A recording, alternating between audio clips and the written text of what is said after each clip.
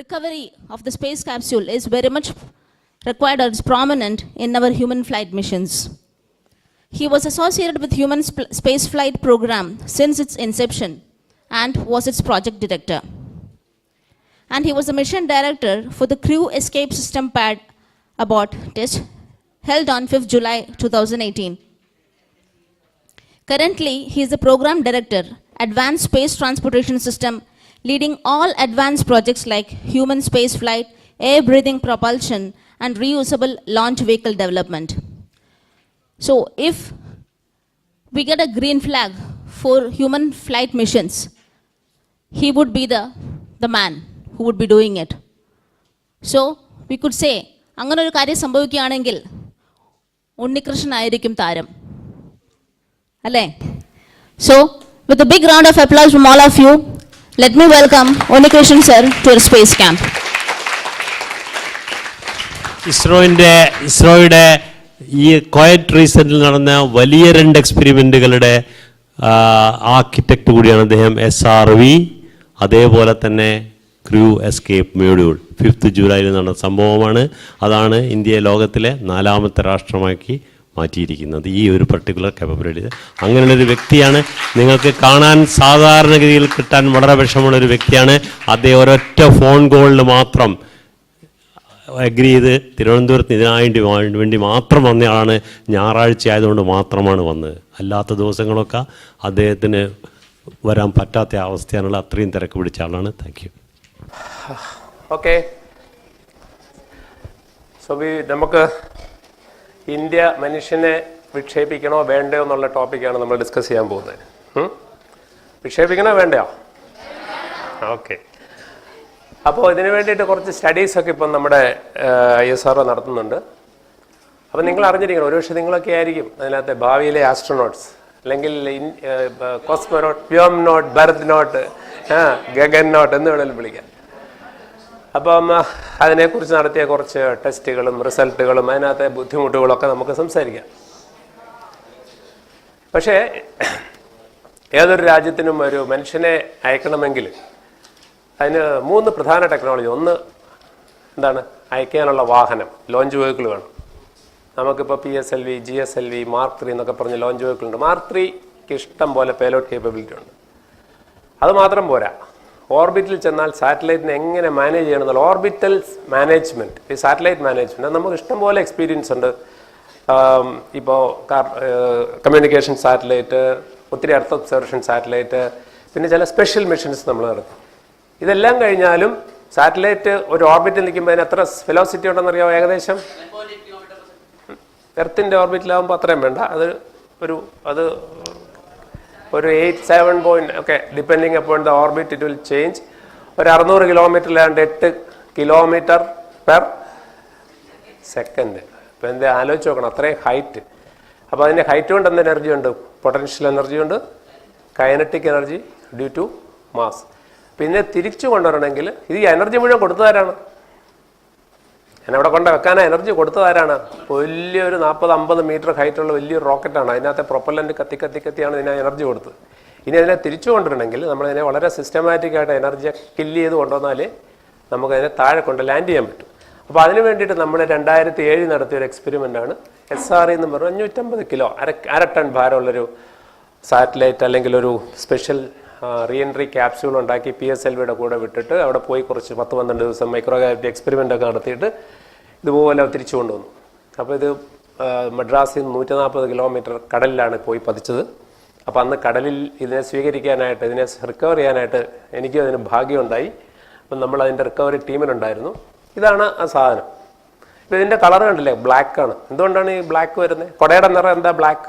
Cricketers എന്തുകൊണ്ടാണ് white shirt വരുന്നത്? അപ്പോൾ സംതിങ് റിലേറ്റഡ് ടു തെർമൽ. ഈ ബ്ലാക്ക് ബോഡി ഹീറ്റ് അബ്സോർവ് ചെയ്യുകയും ചെയ്യും, അതുപോലെ റേഡിയേറ്റ് ചെയ്യുകയും ചെയ്യും. അപ്പം ഈ സ്പേസിൽ നിന്ന് തിരിച്ചു വരുമ്പോൾ എന്ത് പറ്റും? ഈ energy will be converted to heat energy. അപ്പോൾ ഇതിനെ പ്രതിരോധിക്കണമെങ്കിൽ നമുക്ക് അന്ന് ഈ തെർമൽ ബാരിയർ എന്നൊരു വിശ്വാസമൊക്കെ ഉണ്ട്. ആദ്യകാലത്ത് വിചാരിച്ചൊന്നും നടക്കില്ല. പണ്ട് സൗണ്ട് ബാരിയർ പറഞ്ഞില്ല, മനുഷ്യന് ഒരിക്കലും സൗണ്ടിൻ്റെ സ്പീഡ് ക്രോസ് ചെയ്യാൻ പറ്റില്ല. പിന്നെ സൂപ്പർ സോണിക് വിമാനങ്ങളൊക്കെ വന്നു.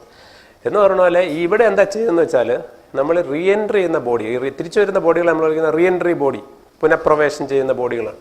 അതിൻ്റെ ഈ ഭാഗം ഉണ്ടല്ലോ, ഈ റേഡിയസിനെ വളരെ ലാർജായിട്ട് അങ്ങ് വെക്കും.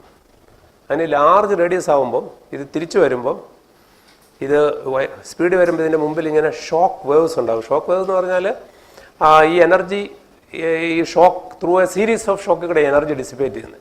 അപ്പോൾ ഈ ഷോക്ക് വേവ് എത്ര ദൂരം നിൽക്കുന്നോ അപ്പോൾ അത്രയും കുറച്ച് ഹീറ്റേ ബോഡിയിലേക്ക് ട്രാൻസ്ഫർ ചെയ്യുള്ളൂ. അപ്പോൾ ഷോക്ക് വേവിനെ ദൂരെ നിർത്തണമെങ്കിൽ ലാർജർ റേഡിയസ് കൊടുക്കണം. ലാർജർ റേഡിയസ് കൊടുത്താൽ stand off distance is a function of radius of the fore body. അതുകൊണ്ടാണ് സാധാരണ റീ എൻട്രി ബോഡീസിനൊക്കെ ലാർജ് റേഡിയസ് വേണം, ഷോക്ക് വേവ് വളരെ ദൂരെ ആയിരിക്കും. അതുകൊണ്ട് ഈ heat will be use for heating up the surrounding air rather than the body. അപ്പം നമുക്ക് നമ്മുടെ ബോഡി അധികം ഹീറ്റ് ആവാതെ ചുറ്റും ചൂടാക്കിയിട്ട് തിരിച്ചു വരാൻ പറ്റും. അപ്പോൾ ഇതിൻ്റെ ഈ ടൈൽസ്, ഈ കാണുന്ന ടൈൽസ് സ്പേസ് ഷട്ടിൽ ഉപയോഗിച്ച ടൈൽസോ അതിനേക്കാൾ ബെറ്റർ ആണ് അതിൻ്റെ ഇൻ ടേംസ് ഓഫ് പ്രോപ്പർട്ടി. അത് ടെസ്റ്റ് ചെയ്യാനുള്ള ഒരു വെഹിക്കിലൂടെ ആയിരുന്നത് റീയൂസ് ചെയ്യാവുന്ന തെർമൽ പ്രൊട്ടക്ഷൻ എന്ന് വെച്ചാൽ പല മിഷൻ, ഒരു തവണയല്ല 2 തവണ 3 തവണ പല തവണ ചെയ്യാം സ്പേസ് ഷട്ടിൽ. അപ്പോൾ ഇതാണ് ഇതിൻ്റെ സാറ്റലൈറ്റ് ഐസാക്ക്. ബാംഗ്ലൂരിലാണ് അസംബ്ലി നടന്നത്. PSSC ഡെവലപ്പ് ചെയ്തു, ഐസാക്ക് കൂടെ ചേർന്നുള്ളൊരു മിഷനാണ്. ഇത് കാണാം നമുക്ക്. ഇതാണ് ഈ സാറ്റലൈറ്റിൻ്റെ സോളാർ പാനൽ. ഇവിടെ പിള്ളേരൊക്കെ പറഞ്ഞില്ലേ പവർ വേണ്ടേ നമുക്ക്. പവർ എങ്ങനെയാണ് ജനറേറ്റ് ചെയ്യുന്നത്? ഈ ഭാഗം സണ്ണിലേക്ക് തിരിച്ചു വെക്കും, എന്നിട്ട് ഇതിനകത്ത് ബാറ്ററി ഉണ്ട്, അത് ചാർജ് ചെയ്തുകൊണ്ടിരിക്കും. അപ്പോൾ ഇതിന് ഉണ്ടാക്കിയത് സ്പെഷ്യലാണ് തെർമൽ പ്രൊട്ടക്ഷൻ സിസ്റ്റം എന്ന് പറയുന്നത്. ഈ തെർമൽ പ്രൊട്ടക്ഷൻ സിസ്റ്റം പ്രോബ്ലമാണ്. ഈ സിലിക്ക എന്ന് പറയുന്ന മണലില്ലേ, മണലെടുത്തിട്ട് പ്യൂരിഫൈ 99.99 പ്യൂരിഫൈ ആയിട്ട് അതിന് സ്പെഷ്യലായിട്ട് അതിൻ്റെ ഡെൻസിറ്റി കുറയ്ക്കാനായിട്ട് ചില കെമിക്കലൊക്കെ ആഡ് ചെയ്തിട്ട് അതിനെ ഇങ്ങനെ ഫോം പോലെ ഡെവലപ്പ് ചെയ്തെടുക്കുന്നതാണ് ഈ ടൈൽസ്. പക്ഷേ ആ ടൈൽ വളരെ ഫ്രജൈലാണ്, ഇങ്ങനെ കൈകൊണ്ട് കുത്തിയാൽ തുളഞ്ഞു പോകും. അപ്പോൾ എന്ത് ചെയ്യണം? അതിന് ഈ തിരിച്ചു വരുമ്പോഴുള്ള പ്രഷർ എടുക്കാനുള്ള സ്ട്രെങ്ത് കാണത്തില്ല. അതുകൊണ്ട് ആ ലോഡ് താഴോട്ട് പോകുന്നിടത്ത് നമ്മൾ ഇതുപോലെ ഒരു ചെറിയ ഐസൊലേഷൻ പാഡ്സ് വെക്കും, സോഫ്റ്റ് ആയിട്ടുള്ള പാഡ്. അപ്പോൾ ലോഡ് പ്രഷർ വരുമ്പം ഇതെല്ലാം കൂടെ അങ്ങ് പ്രസ് ചെയ്തിട്ട് താഴെ ഒരു സ്ട്രക്ചർ കാണും.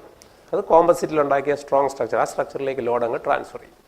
അതിനാണ് സ്ട്രെയിൻ ഐസൊലേഷൻ പാഡ്. ഈ വെളിയിൽ നിന്ന് വരുന്ന പ്രഷർ കൊണ്ടുണ്ടാകുന്ന സ്ട്രെയിൻ ടൈലിലേക്ക് വരില്ല, ടൈൽ അങ്ങ് ട്രാൻസ്ഫർ ചെയ്യുന്നതാവട്ടെ. താഴെ വളരെ സോഫ്റ്റ് ആയിട്ടുള്ള പാഡിങ് കൊടുത്തിട്ടുണ്ട്.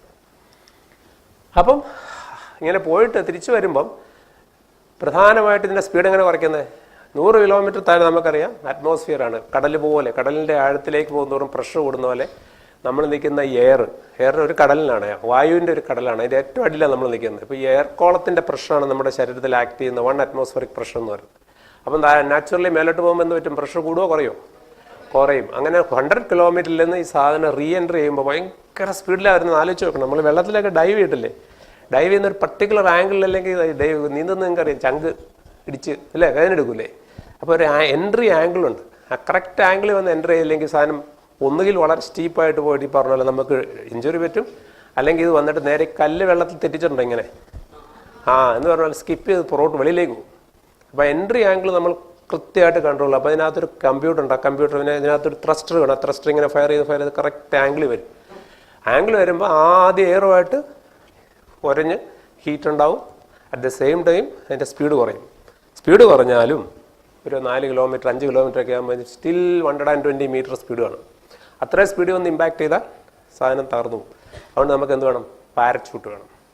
ആ സാധനം ഡെവലപ്പ് ചെയ്യുന്ന ഇന്ത്യയിൽ ആകെപ്പാടെ പാരച്യൂട്ട് ഡെവലപ്പ് ചെയ്യുന്ന ഒറ്റ ഏജൻസി ഉള്ളൂ. ആഗ്രയിൽ ADRD എന്നും പറഞ്ഞ് നമ്മുടെ ഡിഫൻസിൻ്റെ കീഴിലുള്ളൊരു യൂണിറ്റാണ്.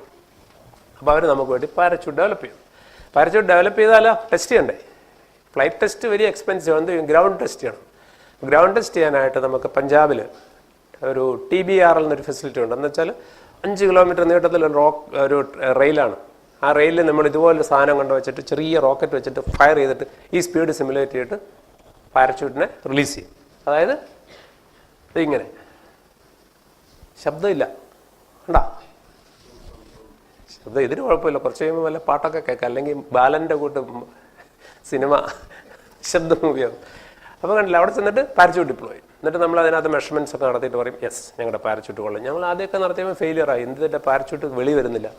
എന്താ കാര്യം?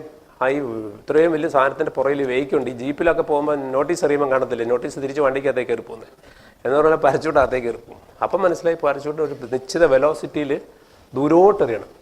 അപ്പം അങ്ങനെ ഗ്രൗണ്ട് ടെസ്റ്റ് ചെയ്ത് കഴിഞ്ഞിട്ട് പിന്നെ നമ്മൾ എന്ത് ചെയ്യും? ഇതിനെ കൊണ്ടുപോയിട്ട് ഈ അങ്ങ് സ്പേസിൽ നിന്ന് ഇടാൻ പറ്റില്ല. അതുകൊണ്ട് നമ്മൾ നേവിയോട് പറഞ്ഞിട്ട് എയർഫോഴ്സിനോട് പറഞ്ഞിട്ട് ഒരു ഹെലികോപ്റ്ററിൽ ഒരു മോഡൽ ഉണ്ടാക്കി ഒരു ഹൈറ്റിൽ കൊണ്ടുവന്ന് താഴോട്ടിടും. താഴോട്ടിട്ട ആ വെലോസിറ്റി വരുമ്പോൾ വീണ്ടും ഇതുപോലെ ഉണ്ട് പാരച്യൂട്ട് ഇങ്ങനെ ഡിപ്ലോയ്. ഇപ്പോൾ ഓരോ സീരീസ് ഓഫ് ടെസ്റ്റ് ചെയ്തിട്ട് കോൺഫിഡൻസ് വന്നിട്ടേ നമ്മളിതുവരെ യഥാർത്ഥത്തിൽ പറപ്പിക്കൂ. കാരണം ഒരു ഫ്ലൈറ്റ് എന്ന് പറഞ്ഞാൽ വളരെ എക്സ്പെൻസീവാണ്. ഇത് നമ്മൾ ശ്രീഹരിക്കോട്ട എന്ന് പറയുന്ന അവിടെ കടലിലേക്കാണ് എറിയുന്നത്. താഴെ നേവിയൊക്കെ നിൽപ്പുണ്ട് ഇത് റിക്കവർ ചെയ്യാനായിട്ട്. കേട്ടോ, പാരച്യൂട്ട് ആദ്യത്തെ ചെറിയൊരു പാരച്യൂട്ട് റിലീസ് ചെയ്യും. ആ പാരച്യൂട്ടിൽ വരുന്ന ഡ്രാഗ് കൊണ്ട് അടുത്ത വെച്ചിവിടെ വലിയ സൈസുള്ള പാരച്യൂട്ട് വലിച്ചെടുക്കും. അതാണ് മെയിൻ പാരച്യൂട്ട് എന്ന് പറയുന്നത്. അപ്പോൾ അത് ഇതിന് 12 മീറ്റർ ഉണ്ട്. ഇത് വരുമ്പം 10 മീറ്റർ പെർ സെക്കൻഡ് ഇങ്ങനെ ഒന്ന് സിമ്പിളായിട്ട് ലാൻഡ് ചെയ്യും. ഇത് മാത്രമല്ല പലയിടത്തും നമ്മൾ ടെസ്റ്റ് ചെയ്തിട്ടുണ്ട്. ഇത് കഴിഞ്ഞിട്ട് ഇത് വന്ന വീണ സ്ഥലമാണ് ഞാൻ പറഞ്ഞ 140 കിലോമീറ്റർ. ഇങ്ങനെ അവിടെ കോസ്റ്റ് ഗാർഡിൻ്റെ ഷിപ്പ് ഉണ്ടായിരുന്നു, നേവിയുടെ ഷിപ്പ് ഉണ്ടായിരുന്നു. വീണ് കഴിഞ്ഞ ഉടനെ ഒരു നേവിയുടെ എയർക്രാഫ്റ്റ് അതിൻ്റെ പുറത്തൂടെ പോയി എല്ലാം സേഫാണോ എന്ന് നോക്കി നേവിയുടെ ആൾക്കാർ പോയിട്ട് ഈ ഒരു ചെറിയ ഹെലികോപ്റ്റർ ഇതിനകത്ത് ഞാനിരിപ്പുണ്ട്, പക്ഷേ നിങ്ങൾക്ക് എന്നെ കാണാൻ പറ്റില്ല. ഞങ്ങൾ ആദ്യം പോയിട്ട് നോക്കി ഇതിനകത്ത് പ്രൊപ്പല്ലൻ്റ് ഒക്കെ ഉണ്ട്, ഇത് ലീക്ക് ചെയ്യുന്നുണ്ടോ. അപ്പോൾ ഇതിന് ചുറ്റുമുള്ള വെള്ളത്തിൽ നിന്ന് സാമ്പിൾ എടുത്ത് ടെസ്റ്റ് ചെയ്യും. ഇതിനകത്ത് പ്രൊപ്പല്ലൻ്റ് ഇല്ല, കുഴപ്പമൊന്നുമില്ല എന്ന് പറഞ്ഞിട്ട് പറയും. കോസ്റ്റ് ഗാർഡിനോട് പറയും യു ഗോ ആൻഡ് റിക്കവർ എന്ന് പറയും. അപ്പോൾ അവർ പോയി റിക്കവർ ചെയ്യും. ഇതാണ് സെലസ്റ്റിയൽ ബോഡി. പോയിട്ട് തിരിച്ചു വന്നപ്പോൾ പൊങ്ങി കിടക്കുകയാണ് ഭംഗിയായിട്ട്. You can see solar panel. ഒരു ഫ്ലോട്ട് ഇട്ടിട്ടുണ്ട്. എന്തിനാ ഫ്ലോട്ട് എന്ന് വെച്ചാൽ വെള്ളം കയറി മുങ്ങിയാലും ഇത് പൊങ്ങി കിടക്കണം. ഫ്ലോട്ടേഷൻ സിസ്റ്റം പിടിച്ചിട്ടില്ലേ, ആർക്കിമിഡീസ് പ്രിൻസിപ്പിൾ. ഇതാണ് അവർ ഈ ജെമിനി എന്ന് പറയുന്ന ചെറിയ ബോട്ടിൽ നേവിയുടെ കോസ്റ്റ് ഗാർഡിൻ്റെ ആൾക്കാരെത്തി. ഇയാൾ ശരിക്കും പറഞ്ഞാൽ ഇദ്ദേഹം is the captain of the ship. He was so excited by the whole process that പുള്ളി പറഞ്ഞു ഞാൻ ക്യാപ്റ്റൻസി ഒക്കെ തൽക്കാലം മാറ്റി വെക്കാൻ പോകുന്ന പുള്ളി ജെമിനിയിലെടുത്ത് ചാടി പുള്ളി തന്നെ വന്നിട്ട് വലിച്ചുകൊണ്ട് വന്ന് വലിച്ചിട്ട് അവരാദ്യം തരുന്നില്ല, ഇവരിങ്ങനെ കൊട്ട് കറക്കാണ്. There celebrating. അവസാനം ഷിപ്പിൽ കയറ്റി കൊണ്ടുപോയി. അപ്പോൾ അതൊരു ചെറിയ സ്റ്റെപ്പാണേലും യെസ് കറക്റ്റായിട്ട് നമ്മൾ എവിടെ പ്രെഡിക്റ്റ് ചെയ്തോ എവിടെ വീഴുമെന്ന് പറഞ്ഞാൽ അതിനകത്ത് വിതിൻ 5 കിലോമീറ്റർ ആക്യുറസിയിൽ ഇത് വന്ന് വീണു. ഇത്തരം ബോഡികളെ ബാലിസ്റ്റിക് ബോഡി എന്ന് പറയുന്നത്. എന്താണ് ഈ ബാലിസ്റ്റിക് ബോഡി? ഒരു കല്ലെടുത്ത് എറിഞ്ഞു കഴിഞ്ഞാൽ നമുക്ക് പിന്നെ അതിനകത്ത് കൺട്രോളില്ല. അങ്ങ് പോയാൽ നമ്മൾ പറയുന്ന ഇനീഷ്യൽ കണ്ടീഷൻ ഡിഫൈൻ ചെയ്താൽ അവിടെ ചെന്ന് വീഴും. പക്ഷേ നിങ്ങൾക്കൊരു ഒരു പേപ്പർ കൊണ്ടൊരു ചെറിയ എന്താണ് പറയുക വിമാനം ഉണ്ടാക്കി പറപ്പിച്ചാൽ കണ്ടില്ല അന്തരീക്ഷത്തിൽ ഇങ്ങനെ ഇങ്ങനെ ഇങ്ങനെ സ്കിം ചെയ്താൽ പോകുന്നത്. അതായത് അത്തരം ബോഡികളെ സെമി ബാലിസ്റ്റിക് എന്ന് പറഞ്ഞാൽ അത് അറ്റ്മോസ്ഫിയറിൽ നിന്നുള്ള ഈ എയറോഡൈനാമിക് ഫോഴ്സിലെടുത്തിട്ട് ഇങ്ങനെ പോവും, വിമാനം പോലെ. ഇതെന്ത് പറ്റി?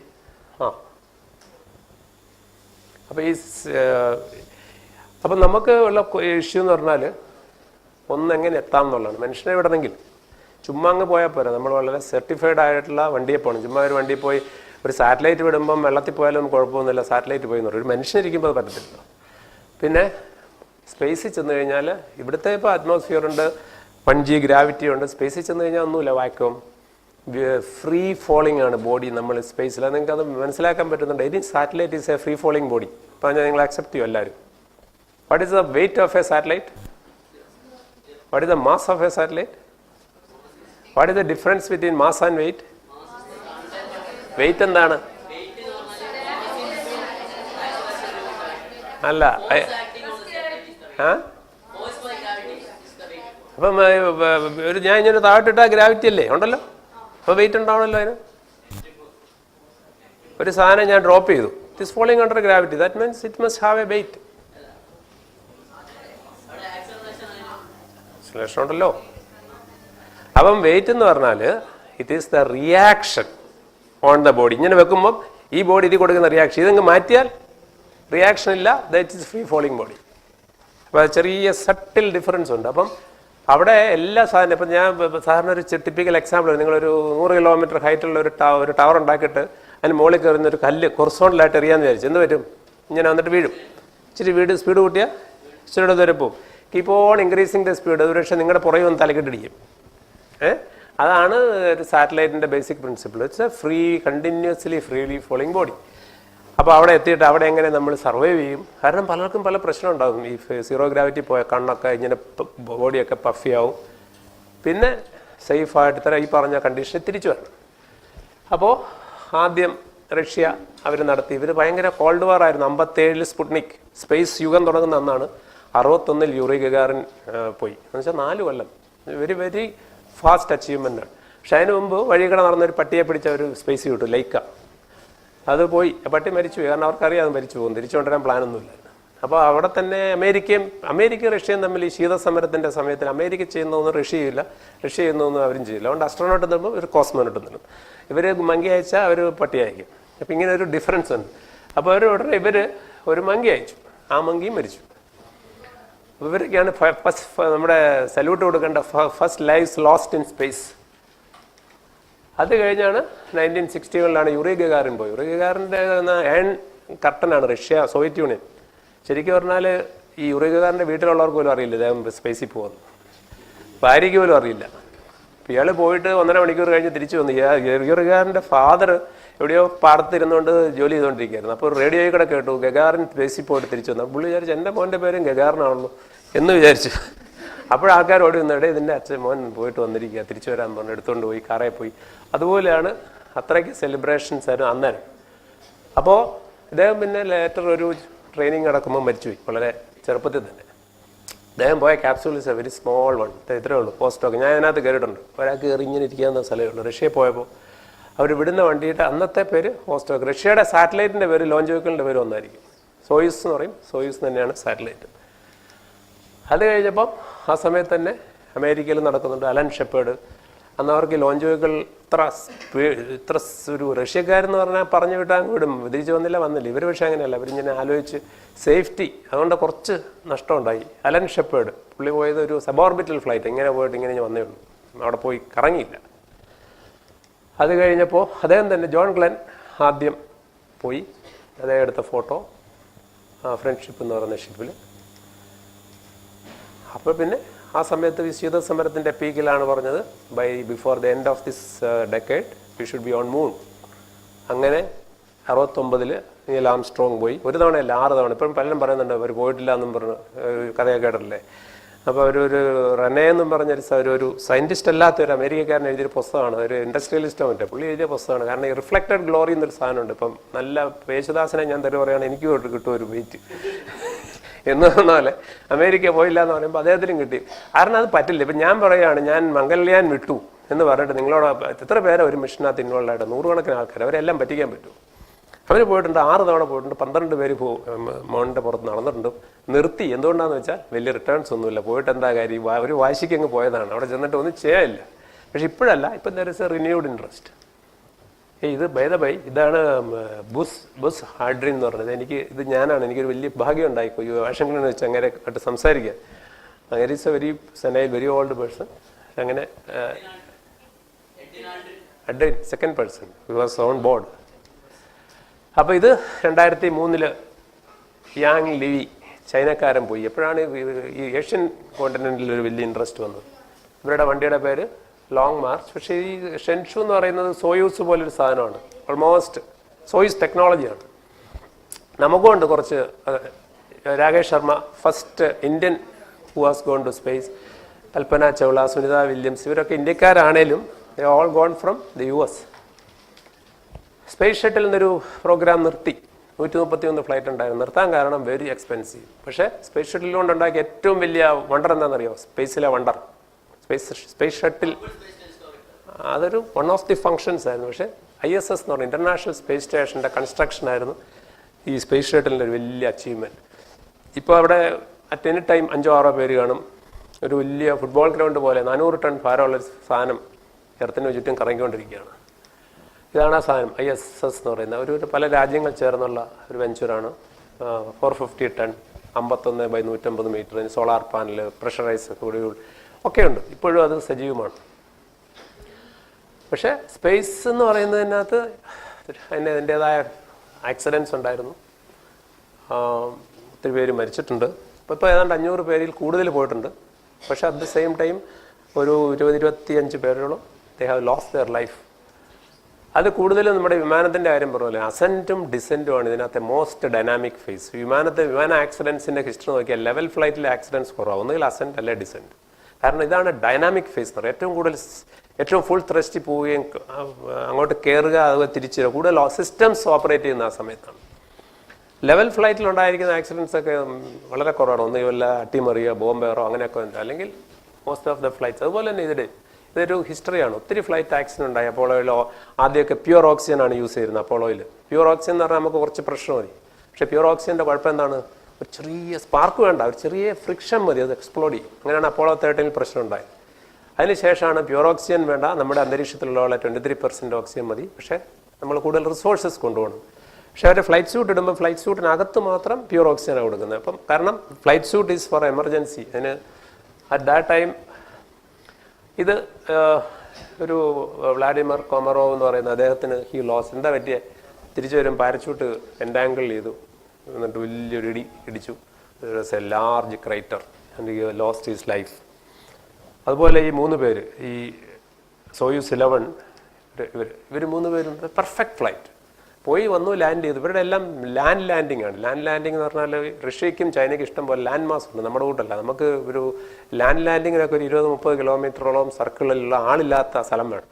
അപ്പോൾ SROയുടെ സമയത്ത് ഞങ്ങൾ പോയിട്ട് നോക്കി, ഈ ധാർ മരുഭൂമി ഡെസേർട്ടാണല്ലോ, അവിടെ ആൾ കാണില്ലല്ലോ എന്ന് വിചാരിച്ചെന്ന് ഇപ്പോൾ അവിടെ ഉണ്ട് താമസിക്കുന്ന ആൾക്കാർ.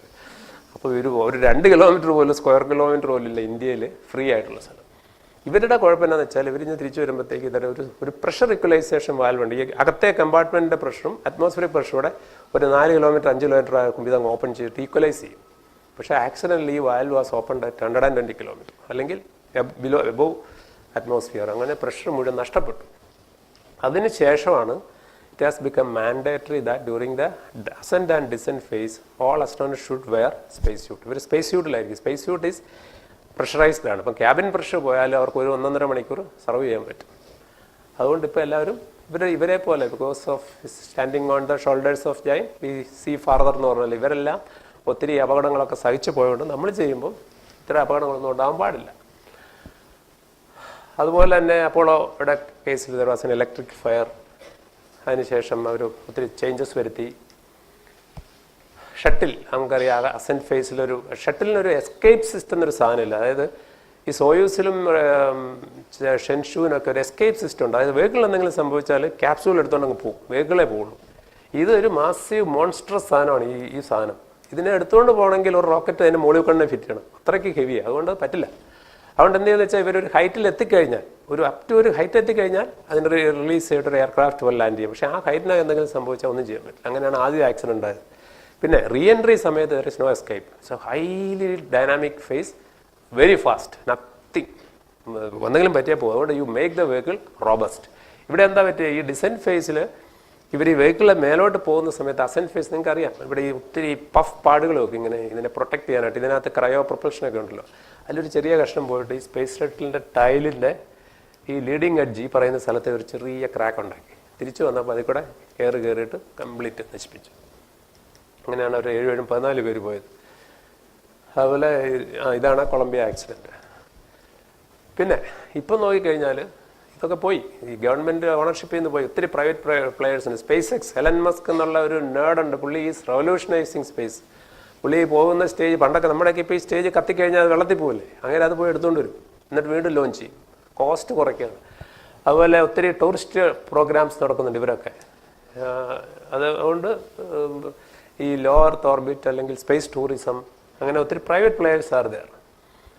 സ്പേസ് എക്സിൻ്റെ കാര്യം പറഞ്ഞു, ബോയിങ്, ഇവരുടെ എല്ലാം വെഹിക്കിൾ ഇപ്പം NASA they are developing a very strong launch vehicle called SLS. അത് വെച്ചിട്ട് മൂണിൽ പോകാൻ പ്ലാൻ ഉണ്ട്, മാഴ്സിൽ പോകാൻ പ്ലാൻ ഉണ്ട്. അതുകൊണ്ട് ഇപ്പം നമ്മൾ നോക്കിയാൽ സോയൂസും ലോങ് മാർച്ച് ഈ 2 വെഹിക്കിളെ ഓപ്പറേഷണൽ വെഹിക്കിളുള്ളൂ. ഇപ്പോൾ ഒരാൾക്ക് സ്പേസിൽ പോകണമെങ്കിൽ സോയൂസ് മാത്രമേ ഉള്ളൂ. ചൈനയുടെ വെഹിക്കിൾ അവർ നമുക്ക് തരില്ല. അതുകൊണ്ട് അമേരിക്കയുടെ ഈ അറ്റ്ലസ് ഡെൽറ്റ ഇത് രണ്ടും ഹ്യൂമൻ റേറ്റ് ചെയ്യുക എന്ന് വെച്ചാൽ നമ്മൾ ഈ വണ്ടി ഓടിക്കണമെങ്കിൽ ചില സർട്ടിഫിക്കേഷനൊക്കെ ഉണ്ടല്ലോ, അത് നടത്തുന്നുണ്ട്. ഇപ്പോൾ ഈ റൈറ്റ് ബ്രദേഴ്സിൻ്റെ വിമാനം അവരന്ന് ആദ്യം ഓടിച്ചില്ലേ 100 കൊല്ലം മുമ്പ് അല്ലെ 110 കൊല്ലം മുമ്പ്. അപ്പോൾ ഈ അടുത്ത കാലത്ത് എന്ന് പറഞ്ഞാൽ 5-6 കൊല്ലം മുമ്പ് അമേരിക്കയിൽ ആരോ ഒന്ന് റീപ്രൊഡ്യൂസ് ചെയ്തു. നമുക്കെല്ലാം കാണുമല്ലോ അന്ന് എങ്ങനെയാണ് പറപ്പിച്ചത്. അത് പിന്നെ പറപ്പിക്കാൻ ചെന്നപ്പോൾ അവരുടെ ഫെഡറൽ ഏവിയേഷൻ ലൈസൻസ് കൊടുത്തില്ല എന്ന് പറഞ്ഞു. കാരണം സച്ച് ആൻ ഒബ്സൊല്യൂട്ട് ടെക്നോളജി, ഇപ്പം നിങ്ങൾക്ക് പറപ്പിക്കാൻ പറ്റില്ല എന്ന് പറഞ്ഞ പോലെ നമ്മളൊരു വെഹിക്കിളിനെ ഹ്യൂമൻ റേറ്റ് ചെയ്യണം. It is certified to carry humans. ആ ഒരു പ്രോസസ്സ് ഉണ്ട്. Falcon is being human rated. അവർ ചെയ്തുകൊണ്ടിരിക്കുക. അവരുടെയാണ് എന്താണ് ഡ്രാഗൺ എന്നൊരു ക്യാപ്സ്യൂൾ. ഇതാണ് നാസയുടെ ഞാൻ പറയുക SLS എന്ന് പറയുന്നത് മാസീവ് വെഹിക്കിൾ മോഡുലർ ഡിസൈൻ. അതായത് ഓരോ ഭാഗം എടുത്ത് അസംബിൾ ചെയ്ത് ചെറിയ മെഷീനാണ് ഇങ്ങനെ വയ്ക്കും. ഇച്ചിരിയുടെ വലിയ മാർസ് ആണെങ്കിൽ അത് വേറൊരു യൂണിറ്റോടെ അസംബിൾ ചെയ്ത് വിടും. അങ്ങനെ ഒരു മെഷീൻ. പിന്നെ നമ്മളിപ്പോൾ നോക്കുകയാണെങ്കിൽ നമ്മൾ ഇഷ്ടംപോലെ മെഷീൻ നടത്തിയിട്ടുണ്ട്. PSLV 41, GSLV Mark 3. നമുക്ക് ശക്തമായ ഏവിയോണിക്സ് ഉണ്ട്. ലോഞ്ച് വെഹിക്കിൾ മാനേജ് ചെയ്യുന്നത് നമുക്കറിയാം. സാറ്റലൈറ്റിന് നമുക്ക് ഓടിക്കാൻ അറിയാം. സാറ്റലൈറ്റ്സ് എന്ന് പറഞ്ഞാൽ ഹോസ്റ്റ് ഓഫ് സാറ്റലൈറ്റ്സ് നമ്മൾ മാനേജ് ഉണ്ട്. നമുക്കിവിടെ ബാംഗ്ലൂരുണ്ട്, ഹാസനിലുണ്ട്, അവിടെയൊക്കെ സാറ്റലൈറ്റ് സ്റ്റേഷൻസ്, സാറ്റലൈറ്റ് കൺട്രോൾ ചെയ്യുന്ന സ്റ്റേഷനുണ്ട്. അപ്പം ലോഞ്ച് വെഹിക്കിളുണ്ട്, സാറ്റലൈറ്റ് ഉണ്ട്. അതുപോലെ റീ എൻട്രി എന്നുള്ള ടെക്നോളജി നമ്മൾ SRE നടത്തി. അതുപോലെ കെയർ എന്നൊരു മിഷൻ 2014 നടത്തി, ഒരു വലിയ ക്യാപ്സ്യൂൾ, മാനിനെ കൊണ്ടുപോകാൻ കഴിവുള്ളൊരു ക്യാപ്സ്യൂൾ. അതുപോലെ നമ്മളൊരു വിങ്ഡ് ബോഡി റീയൂസിബിൾ ലോഞ്ച് വെഹിക്കിൾ, ഒരു വലിയ കോംപ്ലിക്കേറ്റഡ് ആണ് വിങ്ഡ് ബോഡി, അതിൻ്റെ മിഷൻ നടത്തി. അപ്പോൾ ഇതെല്ലാം വെച്ച് നോക്കുമ്പം നമുക്ക് ടെക്നോളജി ഉണ്ട്. പക്ഷേ നാച്ചുറലി നമ്മുടെ ഇന്ത്യയെ പോലൊരു രാജ്യത്ത് ഇങ്ങനൊരു കാര്യം പറയുമ്പോഴത്തേക്കും രണ്ട് സൈഡിലെ ആൾക്കാർ വരും. എന്താ പറയും, ചില പറയും why should we go for man mission, ഇന്ത്യക്ക് പ്രയോറിറ്റി പട്ടിണിയാണ്, അല്ലെങ്കിൽ നമ്മുടെ എഡ്യൂക്കേഷനാണ്, അല്ലെങ്കിൽ അപ്ലിഫ്റ്റ്മെൻറ്റ് ഓഫ് വിമൻ ആണ്, പൈസ മുഴുവൻ അങ്ങോട്ട് വിടണമെന്ന് പറയും. ചില പറയും ഇല്ല, ഇതെല്ലാം കൺകറൻ്റ് ആയിട്ട് പോകണം. അപ്പം നിങ്ങൾ എന്താ പറയുന്നത്, എല്ലാം കഴിഞ്ഞിട്ട് നമ്മൾ മെൻഷൻ ഇട്ടാൽ മതിയോ, അതോ technology should go, everything should go parallel? അപ്പം ഈ റീസണിങ് ഇങ്ങനെ അങ്ങോട്ടും ഇങ്ങോട്ടും പറയും, എന്തുകൊണ്ട് അത് വേണം, അതൊക്കെ വേണേൽ റോബോട്ടിന് ചെയ്യാന്ന് പറയും. എന്ത് റോബോട്ട് എന്ന് പറഞ്ഞാൽ മനുഷ്യനേക്കാൾ ഒരു പടി മുമ്പിൽ നിൽക്കുന്നതാണ് റോബോട്ട്. റോബോട്ട് നമുക്കൊന്നുമില്ല. ലോകത്തെവിടെയാണ് മനുഷ്യനെ പോലുള്ള റോബോട്ട് ഉണ്ടാക്കിയിരിക്കുന്നില്ല. റോബോട്ടിന് ചെയ്യാം, പക്ഷേ റോബോട്ടിന് പലപ്പോഴും ഒരു കോംപ്ലിമെൻ്ററി ടൂളാണ്. ഇപ്പോൾ തന്നെ പറയുന്നത് സ്പേസ് മൈനിങ് എന്നൊരു വലിയ പരിപാടി നടക്കുന്നുണ്ട്. പ്രൈവറ്റായിട്ട് അമേരിക്കയിൽ 6-7 കമ്പനികൾ ചെയ്യുന്നുണ്ട്. സ്പേസ് മൈനിങ് എന്ന് പറയുന്നത് റോബോട്ടിനെ വിട്ടിട്ട് ഏതെങ്കിലും ആസ്ട്രോയിഡിൽ പോയി ലാൻഡ് ചെയ്തിട്ട് വളരെ പ്രഷ്യസ് മെറ്റൽ ഉണ്ടല്ലോ, അതെടുത്തുകൊണ്ട് വന്ന് ഇവിടെ സെല്ല് ചെയ്യുക. കാരണം ഭൂമിയിലെ റിസോഴ്സസ് വളരെയധികം പെട്ടെന്ന് ഡിപ്ലീറ്റ് ചെയ്തുകൊണ്ടിരിക്കുകയാണ്. അത് കോസ്റ്റ് എഫക്റ്റീവ് ആണത്. കൊണ്ടുവരുന്ന ക്വാണ്ടിറ്റി, ആ മെറ്റീരിയൽ, ഇപ്പം കൊണ്ടുവരുന്ന ഗോൾഡോ അതുപോലെയുള്ള കോസ്റ്റ്ലി മെറ്റീരിയൽ 1 കിലോ ഉണ്ടാണെങ്കിൽ കോസ്റ്റ് എഫക്റ്റീവ് ആവും. ഇത് ആദ്യ കാലങ്ങളിലൊക്കെ ടെക്നോളജി ഡെവലപ്മെൻ്റ് ആണ്. ആ സമയത്തൊന്നും കോസ്റ്റ് അല്ല നോക്കുന്നത്. ടെക്നോളജി ഡെവലപ്പ് ചെയ്ത് പിന്നെ നിങ്ങൾക്ക് മനസ്സിലാവും there is A scope for quantity. ഒരു ബ്രേക്ക് ഈവൻ ഒരു സാധനം ഉണ്ട് എല്ലാത്തിനും. ഇത്രയും ക്വാണ്ടിറ്റി കൊണ്ടുവരാമെങ്കിൽ എനിക്ക് പ്രോഫിറ്റ് ഉണ്ടാവും. ഇപ്പോൾ ഈ പ്രൈവറ്റ് പ്ലെയേഴ്സ് ഒന്നും ഇപ്പം അതൊന്ന് ടെക്നോളജി ഡെമോൺസ്, ഇവരൊക്കെ ഹ്യൂജ് മണി ഉള്ളവരാണ്. ഇപ്പോൾ എലൻ മസ്ക് എന്ന് പറഞ്ഞാൽ സോഫ്റ്റ്വെയർ ഇൻഡസ്ട്രി എന്ന് പറഞ്ഞാൽ ഇഷ്ടംപോലെ പൈസ ഉണ്ട്. അതിൻ്റെ ഒരു പോർഷനാണ് പുള്ളി ഇവിടെ സ്പെൻഡ് ചെയ്യുന്നത്. എലൻ മസ്കിനൊരു സ്പേസ് പ്രോഗ്രാം ഉണ്ട്, ഒരു ഇലക്ട്രിക് പ്രോഗ്രാം ഉണ്ട്, ടെസ്ല ഉണ്ട്, അതുപോലെ തന്നെ സോളാർ ഫാം, ഇതെല്ലാം പുള്ളി ചെയ്തുകൊണ്ടിരിക്കും. പുള്ളി പറഞ്ഞത് ഫോസിൽ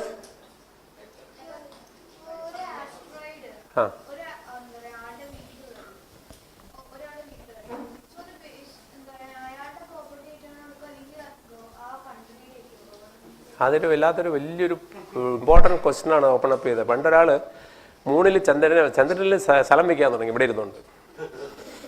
$100 ഒരു ഏക്കർ. അതിന് നിയമമില്ല ഇപ്പോൾ, കാരണം എർത്തിലെ നിയമമുള്ളൂ. ബാക്കിയുള്ള സോളാർ സിസ്റ്റത്തിലെ ബാക്കിയുള്ളതിന് നിയമമില്ല. അതാണ് സ്പേസ് ലോ എന്നൊരു വലിയൊരു പ്രസ്ഥാനം തുടങ്ങി. അതായത് ഭൂമിക്ക് അപ്പുറമുള്ള എല്ലാ ബോഡികളും it belongs to the entire humanity, ഒരു രാജ്യത്തിനുള്ളതല്ല. അതുകൊണ്ട് അങ്ങനെ പലതുണ്ട്. അതുപോലെ നമ്മൾ ഇവിടുന്ന് ഒരു വാഹനം പോയിട്ട് വേറൊരു രാജ്യത്ത് വീണാൽ ആ രാജ്യത്തിന് ബാധ്യതയുണ്ട് അതിനെ രക്ഷിക്കാനായിട്ടും അവരെ തിരിച്ചു തരാനൊക്കെ ആയിട്ട്. അങ്ങനെയൊക്കെ കുറച്ച് അതൊരു ഇവോൾവ് ചെയ്യുന്ന ഒരു മേഖലയാണ് സ്പേസ് ലോ. അപ്പോൾ ഇതിനിങ്ങനെ റീസണുണ്ട്. അങ്ങനെ ഡിസ്കഷൻ നടക്കും. അപ്പോൾ നമ്മൾ ചെയ്യാൻ പോകുന്നത് എന്താണ്, 3 പേരെ ഒരു 400 കിലോമീറ്ററിൽ കൊണ്ടുവന്നിട്ട് ഒരാഴ്ച അവിടെ നിർത്തുക, തിരിച്ചു കൊണ്ടുവരിക. അതാണ് നമ്മുടെ ഉദ്ദേശം. ലിയോ എന്ന് പറയുന്നതിൻ്റെ terminology low earth orbit. 1000 kilometre വരെയുള്ള ഓർബിറ്റിനെ ലിയോ എന്ന് പറയുന്നത്. അതിനപ്പുറം മിയോ, മീഡിയം, പിന്നെ അങ്ങനെയാണ് ക്ലാസിഫൈ ചെയ്യും. അപ്പം നമുക്ക് മനുഷ്യനെ വിടണ ഇതൊക്കെ വേണം. ഒരു വണ്ടി വേണം. അപ്പോൾ നമ്മൾ പറഞ്ഞ Mark 3 വണ്ടിയുണ്ട്. അതിൻ്റെ ടിപ്പിൽ നമ്മൾ ഇതുപോലെ എസ്കേപ്പ് സിസ്റ്റം വെക്കും. അതായത് പോകുന്ന വഴിക്ക് എന്തെങ്കിലും ഇവൻച്വാലിറ്റി വന്നാൽ എടുത്തുകൊണ്ട് പോകാൻ. പിന്നെ നമുക്കിതുപോലെ ഈ ക്രൂ ഇരിക്കാൻ പറ്റിയൊരു ക്രൂ മൊഡ്യൂൾ വേണം. അതിന് സർവീസ് ചെയ്യാൻ പറ്റിയ സർവീസ് മൊഡ്യൂൾ വേണം. ഇഷ്ടംപോലെ സിമുലേറ്റേഴ്സ് വേണം. ഇതെല്ലാം ടെസ്റ്റ് ചെയ്യണം നേരത്തെ അവരുടെ ഗ്രൗണ്ടിൽ. കമ്മ്യൂണിക്കേഷൻ സിസ്റ്റം വേണം. ഫ്ലൈറ്റ് സ്യൂട്ട് വേണം. ഈ ഏരിയയിലൊക്കെ നമ്മൾ കുറേശ്ശെ ടെക്നോളജി ഡെവലപ്മെൻറ്റ് നടത്തിയിട്ടുണ്ട്. ഇതുപോലെയാണ് പോകുന്നത്. വെഹിക്കിളിൽ കയറുക, പോവുക, സ്പേസിലെത്തുക, അവിടെ ചെന്നിട്ട് പിന്നെ റീഓറിയൻറ്റ് ചെയ്യുക. ആ വെലോസിറ്റി വെക്ടർ ഓർബിറ്റിലായിരിക്കും. വെലോസിറ്റി വെക്ടർ ഏതിലായിരിക്കും? ടാൻജൻഷ്യൽ ടു ദ ഓർബിറ്റ് ആയിരിക്കും. അതുകൊണ്ടാണല്ലോ ഓർബിറ്റിൽ നിൽക്കുന്നത്. വെലോസിറ്റി വെക്ടറിനെ ടിൽറ്റ് ചെയ്യുക by firing in some delta V കൊടുത്താൽ ഓർബിറ്റ് വെക്ടർ ടിൽറ്റ് ചെയ്താൽ പിന്നെ അത് ഗ്രാവിറ്റി പോരും, താഴോട്ട് തിരിച്ചു വരും, എയറോ ബ്രേക്കിംഗ് അല്ല. അപ്പോൾ ഇതായിരുന്നു SRE. ഇതായിരുന്നു നമ്മൾ കെയർ എന്നുള്ള മനുഷ്യനെ വിടാൻ വേണ്ടി ഷേപ്പ് ചെയ്തിരിക്കുന്ന ക്യാപ്സൂൾ. ഇതിന് ഒരു റൂമിൻ്റെ സൈസ് ഉണ്ട് കേട്ടോ. കണ്ടു കഴിഞ്ഞാൽ ചെറുതാന്ന് തോന്നും. 10 അടി വീതിയുള്ളതാണ്. ഈ ക്യാപ്സ്യൂളാണ് നമ്മൾ ഉപയോഗിക്കുന്നത്. അതിനൊരു തെർമൽ പ്രൊട്ടക്ഷൻ ഉണ്ട്. ഈ കാണിച്ചിരിക്കുന്ന സാധനങ്ങളിൽ വെറും സിലിക്കായിൽ നിന്ന് എടുത്തിട്ട് അതിൻ്റെ ഡെൻസിറ്റി കുറച്ച് ഉപയോഗിച്ചിരിക്കുന്നതാണ്. Silica tiles. ഇത് മീഡിയം ഡെൻസിറ്റി അബ്ലേറ്റീവ് ആണ്. അബ്ലേറ്റീവ് എന്ന് പറയുന്നത് അറിയോ, ഈ തെർമൽ പല രീതിയിൽ നമുക്ക് ഹീറ്റിനെ റെസിസ്റ്റ് ചെയ്യാം. ഒന്ന് വേണേൽ അവന് ചൂടായിട്ട് പിടിച്ച് നിൽക്കും, അവൻ്റെ ഷേപ്പ് മാറാൻ. 2 മെഴുകുതിരി പോലെ അവന് സാക്രിഫൈസ് ചെയ്ത് കളയും, കത്തിച്ച് കളയും. അപ്പോൾ താഴെയുള്ള ലെയർ പ്രൊട്ടക്റ്റഡ് ആയിരിക്കും. ഇതൊക്കെ അബ്ലേറ്റീവ് ആണ്. അതിൻ്റെ പുറയിൽ നിന്ന് വളരെ മില്ലിമീറ്ററിൽ കത്തി അങ്ങ് പോകും. പക്ഷേ അപ്പോൾ അതിന് നല്ല തിക്നെസ് കാണും. ഇതാ അത് അബ്ലേറ്റീവ് ആണ്. ഇവിടെ നമ്മൾ റേഡിയേറ്റീവ് അല്ല, മറ്റേടത്ത് റേഡിയേഷനാണ് ഉപയോഗിക്കുന്നത്. ഇവിടെ അബ്ലേഷൻ. ഏത് കളർ ഇട്ടാലും കുഴപ്പമില്ല. ആദ്യത്തെ ഒറ്റ ചൂടിന് കളർ പോകും, പിന്നെ ബ്ലാക്ക് ആയിക്കോളും തനിയെ, ചാറിങ് വരും. അപ്പോൾ ഈ അമ്പ് ചെയ്യുമ്പം നിങ്ങൾ കണ്ടില്ലേ, പട്ടം പറപ്പിക്കുമ്പോൾ അതിന് വാല് കാണും, അല്ലെ അമ്പ് ചെയ്യുമ്പോഴത്തേക്ക് അതിൻ്റെ ഇപ്പോൾ അറ്റത്തൊരു ഫെദർ വെച്ചിരിക്കുന്നുണ്ട് ഇങ്ങനെ. എന്തിനാന്ന് വെച്ചാൽ ഈ എയറോഡൈനാമിക് സ്റ്റെബിലിറ്റി എന്നൊരു സാധനം, നിങ്ങൾ മറ്റേ ദീപാവലി റോക്കറ്റ് വെക്കുമ്പോൾ അതിന് നീളമുള്ള കമ്പ് കാണത്തില്ലേ, ആ കമ്പിൻ്റെ നീളം കുറഞ്ഞു പോയാൽ വല്ലയിടത്തൂടെയും പോകും. ശ്രദ്ധിച്ചിട്ടുണ്ടോ? അപ്പോൾ ഈ സ്റ്റെബിലിറ്റിക്ക്, അതായത് ഇങ്ങനെ പോകുമ്പം സ്റ്റെബിലിറ്റി വേണമെങ്കിൽ ഈ സെൻറ്റർ ഓഫ് ഗ്രാവിറ്റി ഉണ്ടല്ലോ എപ്പോഴും ആ സെൻറ്റർ ഓഫ് പ്രഷറിൻ്റെ മുമ്പിലായിരിക്കണം. അതുകൊണ്ടാണ് ഈ റോക്കറ്റിൻ്റെ അറ്റത്തൊരു ചെറിയ കല്ല് വെച്ചിരിക്കുന്നത്, CG മേലോട്ട് ഷിഫ്റ്റ് ചെയ്യാൻ. അതുപോലെ സെൻറ്റർ ഓഫ് പ്രഷർ എന്ന് പറഞ്ഞാൽ എയറോഡൈനാമിക് പ്രഷറിൻ്റെ ഫോക്കൽ പോയിന്റ്, അത് ഷിഫ്റ്റ് ചെയ്യാൻ വേണ്ടിയിട്ടാണ് ഫെദർ വെക്കുന്നത്. അപ്പോൾ ഈ ഫെദർ വെച്ച് കഴിഞ്ഞാൽ അമ്പ്, അല്ലെങ്കിൽ ഇതില്ലെങ്കിൽ അമ്പ് വല്ലയിടത്തേയും പോകും. അപ്പോൾ ഇതുപോലെ റോക്കറ്റിനുണ്ട് ഫിൻ എന്ന് പറയും, താഴെ ഇങ്ങനെ ഫിന്ന് വെച്ചിരിക്കുക അതിനെ സ്റ്റെബിലിറ്റിക്ക് വേണ്ടി.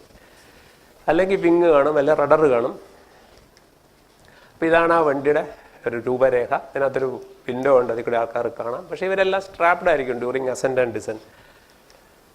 ഇതിങ്ങനെ തിരിച്ചു വരുമ്പോൾ ഈ ഭാഗം മാത്രമേ വരുള്ളൂ, ഇവിടെ ആയിരിക്കും ഫേസ് ചെയ്യുന്നത്. ഇതൊക്കെ ഇങ്ങനെ പ്രൊട്ടക്റ്റീവ് തെർമൽ പ്രൊട്ടക്ഷനാണ്. ഇതിനകത്ത് ഇൻറ്റേർണൽ വ്യൂ സീറ്റ് ഇങ്ങനെ കാണും, ഒത്തിരി സിസ്റ്റം കാണും, parachute, avionics, crew, survival kit കാണും. അതായത് ഇവരിപ്പം താഴെ വരുമ്പോഴത്തേക്ക് എങ്ങാനും ഇച്ചിരി മാറിയിട്ട് വല്ല കാട്ടിലോ കടലിലോ ഒക്കെ പോയി വീണാലും, വല്ല കാട്ടിൽ പോയി കഴിഞ്ഞാൽ ഇവരുടെ തോക്ക് വരെ കാണും.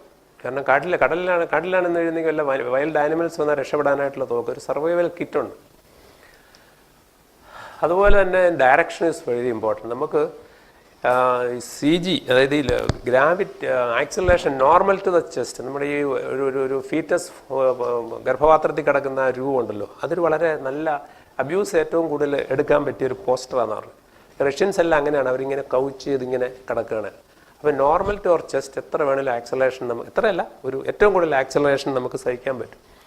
പക്ഷേ ഈ ഡയറക്ഷനിലൊക്കെ നമുക്ക് ടോളറൻസ് കുറവാണ്. അതുകൊണ്ട് തന്നെ സീറ്റ് എപ്പോഴും ഡിസൈൻ ചെയ്യുന്നത് അങ്ങോട്ട് മേലോട്ട് പോകുമ്പോഴും താഴോട്ട് പോകുമ്പോഴും നമ്മുടെ we will be press to the seat, അങ്ങനെ ആയിരിക്കും അതിൻ്റെ ഡിസൈൻ.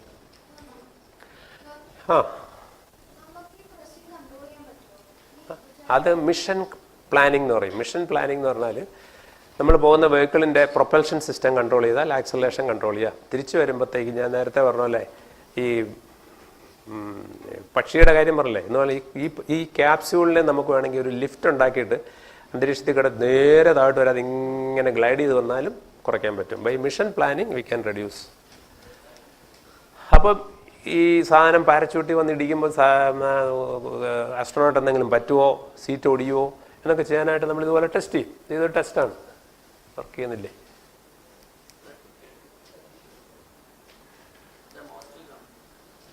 അവിടെ പോയി ക്ലിക്ക് ചെയ്യണം.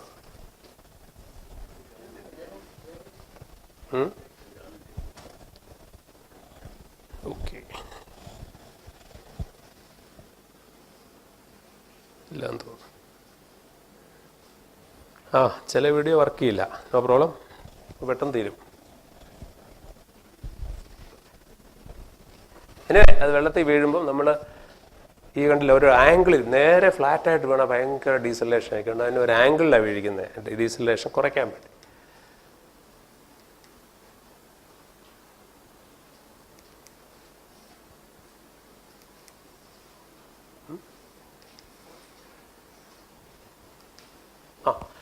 ഓക്കെ, അടുത്തതാണ് ഈ അന്തരീക്ഷം, environmental control and life support system. നമുക്കറിയാം സാധാരണ നമ്മുടെ ഈ ലൈഫ് സൈക്കിൾ വളരെ ഈസിയാണ്. പ്ലാന്റ് ഓക്സിജൻ തന്നെ നമ്മൾ അറിയാറേ ഇല്ല. പക്ഷേ ഇതുപോലെ ഒരു മനുഷ്യൻ ഏകദേശം ഓക്സിജൻ, ഫുഡ്, വാട്ടർ ഏതാണ്ട് ഇത്രയും ഒരു ദിവസം എടുക്കും. അതുപോലെ ഈക്വൽ വേസ്റ്റ് വരും.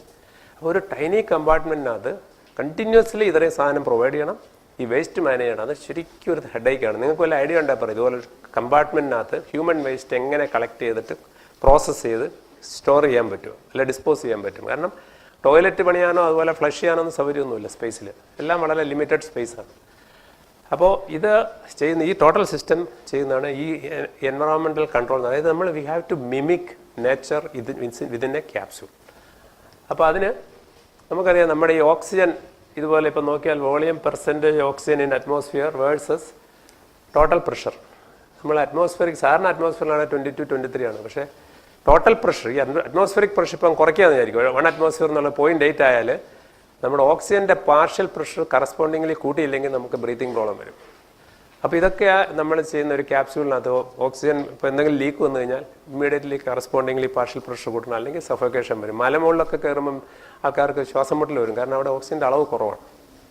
അപ്പോൾ ഇതാണ് ECLSൻ്റെ ഫംഗ്ഷൻ. ഇതാണ് നമ്മളുണ്ടാക്കിയ ഫ്ലൈറ്റ് സ്യൂട്ട്. ഇതൊരു ഇൻഡസ്ട്രി വഴിയാണ് ഉണ്ടാക്കിയത്. നമ്മുടെ ബോഡിയൊക്കെ ഏതാണ്ട് 300 വാട്ട് ചൂടുണ്ട് നമ്മുടെ ബോഡിക്ക്, അറിയാം, 300 വാട്ട് പവർ റിലീസ് ചെയ്യുന്നുണ്ട്. അപ്പോൾ ഇത് ഞങ്ങൾ ഉണ്ടാക്കിയപ്പോൾ ഈ ആളെ കണ്ടല്ലോ, ഇയാൾ ആ ഇൻഡസ്ട്രിയിലെ ഒരാളാണ്. പുള്ളി ആദ്യം വോളണ്ടറി ചെയ്ത് ഞാൻ ഇതിനകത്ത് കയറിക്കോളാം എന്ന് പറഞ്ഞ് കയറി.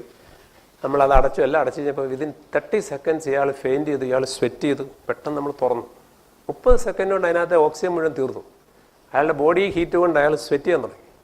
കാരണം അതുപോലെയാണ് നമ്മുടെ ചുറ്റും, നമുക്കൊരു ചുറ്റും ഒരു ചെറിയ ഇതെന്ന് പറഞ്ഞാൽ ഒരു ഇൻസുലേഷനാണ്, മൾട്ടി ലെയർ ഗാർമെൻ്റാണ്. പിന്നെ നമ്മളതിനകത്ത് ആർട്ടിഫിഷ്യൽ ഓക്സിജൻ കൊടുക്കാനുള്ള സംവിധാനം ഉണ്ടാക്കി, ഇത് ഈ കാണിച്ചിരിക്കുന്ന ഹോസുകളൊക്കെ വെച്ച്. അങ്ങനെ ഇത് same person he was there for more than half an hour ഇതെല്ലാം ക്ലോസ് ചെയ്തു. അപ്പം ഈ നമ്മളൊരു കാര്യം അതുപോലെ ഈ ബോഡി ഹീറ്റ് റിമൂവ് ചെയ്യാനായിട്ട് എന്ത് ചെയ്യും, ഇതൊരു സ്പെഷ്യൽ ഗാർമെൻറ്റ്. ആ ഗാർമെൻറ്റിനകത്തോടെ ഇങ്ങനെ ചെറിയ തിൻ PVC ഹോസ് ഇട്ടിട്ടുണ്ട്. ആ ഹോസിൽ കൂടെ കോൾഡ് വാട്ടർ ഇങ്ങനെ സർക്കുലേറ്റ് ചെയ്യും. അത് ബോഡി ഹീറ്റ് എടുത്തിട്ട് വേറെ സ്ഥലത്തോടെ വെളി വരും. അങ്ങനെയാണ് ബോഡി ഹീറ്റ് നമ്മൾ മാനേജ് ചെയ്യുന്നത്. അപ്പോൾ ഇതിനകത്തിടും. സോ ഒരു ചെറിയ ഗാർമെൻ്റ് ആണെന്ന് പറഞ്ഞാലും ഇറ്റ്സ് ടെക്നോളജിക്കലി ചാലഞ്ചിങ്. അപ്പോൾ അത് നമ്മൾ വി ഡിഡ് സം ടെസ്റ്റ്. പിന്നെ സേഫ്റ്റി വളരെ ഇമ്പോർട്ടൻ്റ് ആണ്. ഓരോ ഏരിയയിലും സേഫ്റ്റി സർട്ടിഫിക്കേഷൻ. പ്രൊപ്പൽഷൻ നമുക്കറിയാം, പ്രൊപ്പല്ലൻ സിസ്റ്റം പലതും കൊറോസീവാണ്. അത് ലീക്ക് ചെയ്ത് കഴിഞ്ഞാൽ, അതുപോലെ അതിനകത്ത് എന്തെങ്കിലും ഈ ഓക്സിജൻ്റെ അളവ് കുറഞ്ഞാൽ, so there are so many systems. അപ്പം അതിനകത്ത് എക്സ്പ്ലോസീവ് സിസ്റ്റം ഉണ്ട്. So safety is an integral part of any human space flight.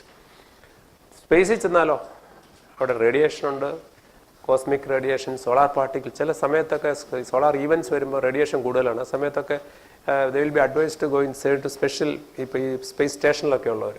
പിന്നെ ചില ഓർബിറ്റ് നമ്മൾ സെലക്ട് ചെയ്യുമ്പോൾ അവിടെ ഈ റേഡിയേഷൻ പ്രോബ്ലം കുറവാണ്.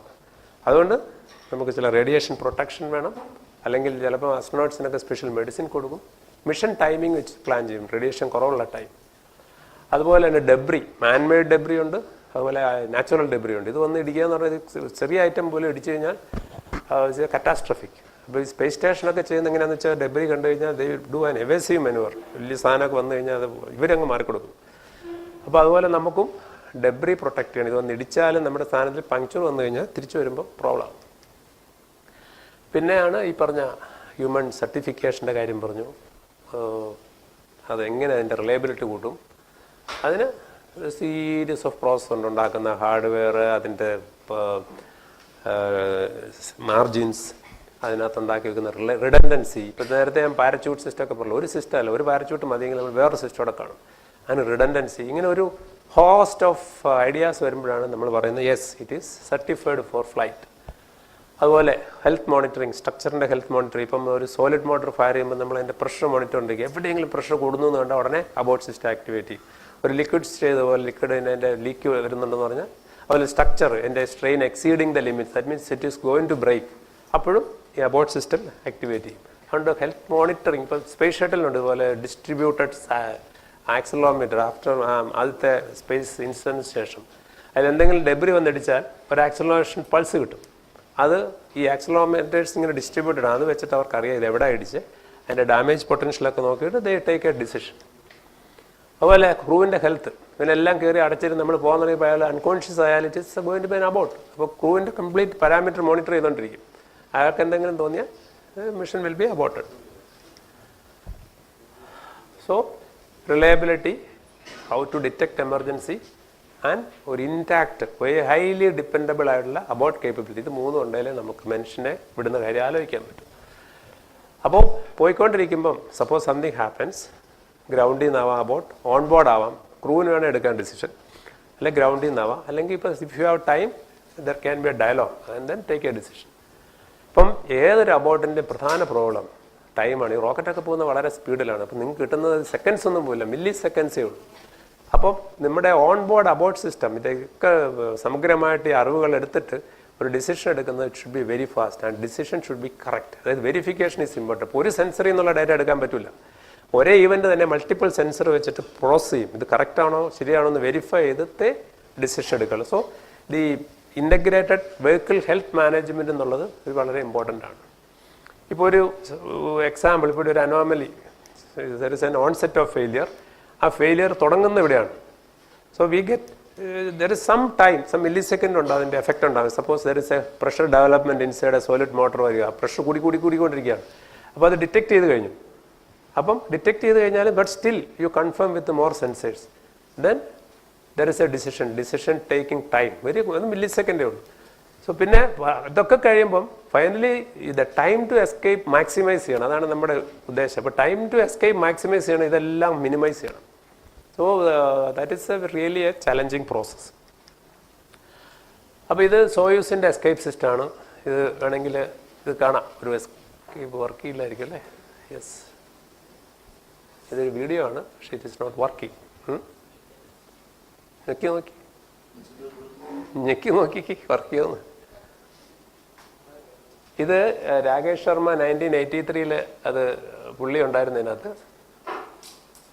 പുള്ളി പറയുകയാണ്, ഞങ്ങളെ വിളിച്ചുകൊണ്ട് പോയി കാണിക്കുകയാണ്. അതായത് എത്ര സേഫാണ് ഞങ്ങളുടെ സിസ്റ്റം എന്ന് കാണിക്കാൻ വേണ്ടി കൊണ്ടുപോയി കാണിച്ച. പക്ഷെ അന്ന് അബോട്ട് നടന്നു. ഫൈനലി അവർ രക്ഷപ്പെട്ടു. ഓക്കെ, ക്രൂ എല്ലാം രക്ഷപ്പെട്ടു. സാരമില്ല, പോട്ടെ, നമുക്ക് പിന്നെ ചെയ്യാം. അപ്പം ഇതാണ് ഒരു എസ്കേപ്പ് സിസ്റ്റത്തിനകത്ത് ഒത്തിരി ടെക്നോളജി ഉണ്ട് അതിനകത്ത്. ഇതാണ് ഒരു ടിപ്പിക്കൽ നമ്മുടെ ഇപ്പോൾ അടുത്ത ജൂലൈ 5 നമ്മൾ എസ്കേപ്പ് സിസ്റ്റം ലോഞ്ച് ചെയ്തു. നമ്മൾ ഡെവലപ്പ് ചെയ്ത സിസ്റ്റമാണ്. അപ്പോൾ അത് ഇതുപോലെയാണ്. അതിനകത്ത് ഇത് ക്യാപ്സൂൾ ഇങ്ങനെ കാണും, ഇതിൻ്റെ ഇങ്ങനെ അറ്റാച്ച് ചെയ്തിരിക്കും. ഇതിന് വെളിയിൽ ഇങ്ങനെ ഗ്രിഡഡ് ഫിൻ കാണും. ഇതെല്ലാം ക്വിക്ക് ആക്ടിങ് സോളിഡ് മോട്ടോഴ്സാണ്. എന്തെങ്കിലും പറ്റിയാൽ ഇത് ഇതായിട്ട് വെഹിക്കിളാണ്, ഇവിടെ വെച്ച് അങ്ങ് മുറിച്ച് കളയും വിത്ത് എക്സ്പ്ലോസീവ്. എന്നിട്ട് ഇതങ്ങ് ഡിപ്ലോയ് ചെയ്യും. എന്നിട്ട് ഈ മോട്ടോഴ്സ് എല്ലാം ഫയർ ചെയ്തിട്ട് 10 times gravity which is go away from the scene of accident to sufficient range and altitude. എന്നിട്ട് ഇത് റിലീസ് ചെയ്യും. എന്നിട്ട് യു കം ഡൗൺ ആണ് പാരച്യൂട്ട്.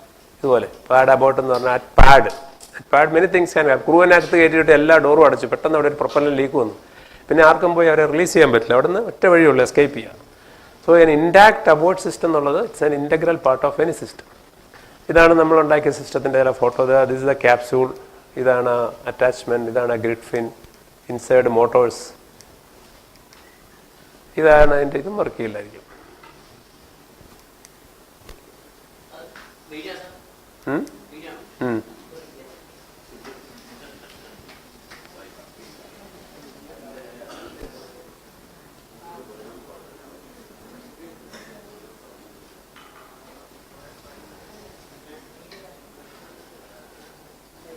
കുഴപ്പമില്ല, അത് ഞാൻ എസ്കേപ്പ് ചെയ്തിട്ട് നമുക്ക് നോക്കാം. കം ബാക്ക് സമയമുണ്ടെങ്കിൽ.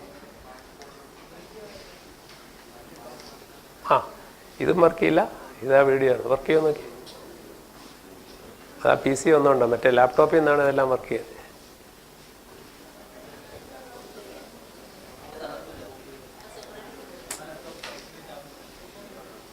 ഇതും വർക്ക് ചെയ്യില്ല.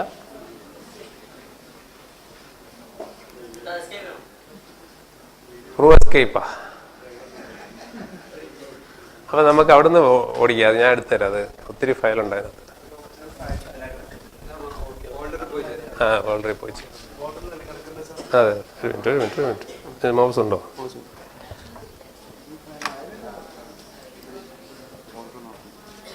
ഫോൾഡറിനകത്ത് ഒത്തിരി കിടപ്പുണ്ട് അല്ലേ? കുഴപ്പം.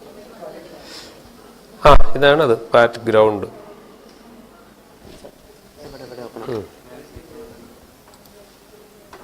ആണോ? ശബ്ദമില്ല. ഓക്കെ. അതിൻ്റെ മുകളിൽ ചെറിയ റോക്കറ്റ് സൈഡിലേക്ക് ഫയർ ചെയ്യുന്നുണ്ട്. അത് സൈഡിലേക്ക് കൊണ്ടുപോകാൻ റേഞ്ച് കിട്ടാൻ വേണ്ടി. ഇത് ഹൈ സ്പീഡിൽ എടുത്തതാണ്. അതുകൊണ്ട് it will appear as slow. പക്ഷേ അല്ലെങ്കിൽ it is going at 10 times gravity. ആ മോട്ടോർ ഫയർ ചെയ്ത് കഴിയുമ്പോൾ അതിൻ്റെ അടിയിൽ കൂടെ ആ ക്യാപ്സ്യൂൾ വരും.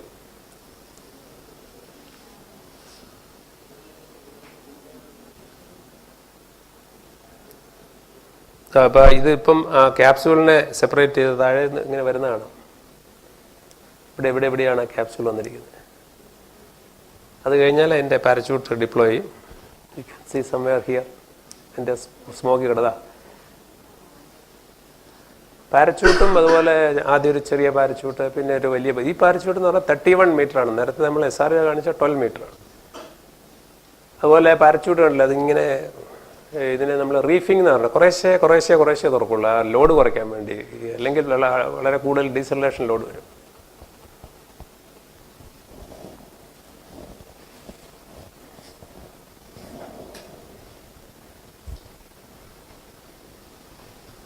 ശരി, അടുത്തിടെ ഇത് ഗോപ്രോ എന്ന് ഇട്ടിട്ടുള്ളൂ. ഇത് വരും കുറച്ച് നേരം എടുക്കും. അത് ഇതിനകത്താണ് ഇതിലേക്ക് ക്യാമറ വെച്ചിരിക്കുന്നത്. ക്യാമറ അപ്പം ക്രൂ മൊഡ്യൂൾ മോട്ടോർ ഫയറിങ്. ഇപ്പം ശബ്ദം വന്നില്ല പെട്ടെന്ന്. ഇത് ആദ്യ ഭാഗത്ത് നമുക്കിത് കാണാൻ പറ്റില്ല. ഇത് അതിൽ നിന്ന് വെളി വന്നാലേ കാണാൻ പറ്റുള്ളൂ. ഇപ്പം ആദ്യ ഭാഗത്ത് ആ ബ്ലൂമിൻ്റെ റിഫ്ലക്ഷൻ കൊണ്ട് കുറച്ച് പടം കിട്ടുന്നത്. മോട്ടോർ കത്തി കഴിഞ്ഞു, അതിൻ്റെ സെപ്പറേഷൻ സിസ്റ്റം ആക്ടിവേറ്റ് ചെയ്ത് അതായത് വെളി വന്നു.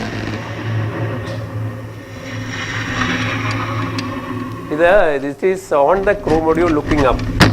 പാരച്യൂട്ടിൻ്റെ ആ ഒരു കവറിൽ റിലീസ് ചെയ്തു. ചെറിയ 2 പാരച്യൂട്ട്. ഞാൻ പറഞ്ഞില്ലേ 2 എണ്ണം ഉണ്ട് റിഡൻഡൻസി, ഒരെണ്ണം മതി. ഇനി ഈ ഡ്രോപ്പ് ചൂട്ട് കുറച്ച് കഴിയുമ്പോൾ it will pull out the main ചൂട്ട്.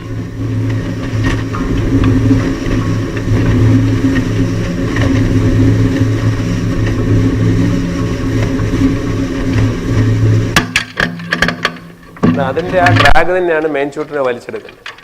ഇപ്പോൾ കണ്ടില്ല, ഇപ്പോൾ ഇതിൻ്റെ കാനോപ്പി 14% ഓപ്പൺ ആക്കിയിട്ടുള്ളൂ. ഒരു സ്കർട്ടുണ്ട്, ആ സ്കർട്ടിലൊരു പെർക്കഷൻ ഒരു സാധനമുണ്ട്. പെർക്കഷൻ എന്ന് പറഞ്ഞാൽ പൈറോ അല്ല, അതിനകത്ത് ഒരു കെമിക്കൽ ഡിലേ ആണ്. ആ കെമിക്കൽ ഡിലേ ഒരു 8 സെക്കൻഡ് കഴിയുമ്പോൾ അതിനെ ആ സ്ട്രിങ്ങിനെ കട്ട് ചെയ്യുമ്പോൾ ഇതുപോലെ ബ്ലൂം ചെയ്യും. ഓക്കെ, അത് മതി. അടുത്തത് ഇല്ല, വീഡിയോ കഴിഞ്ഞല്ലോ. ഇനിയിപ്പോൾ ഒരു go back to presentation.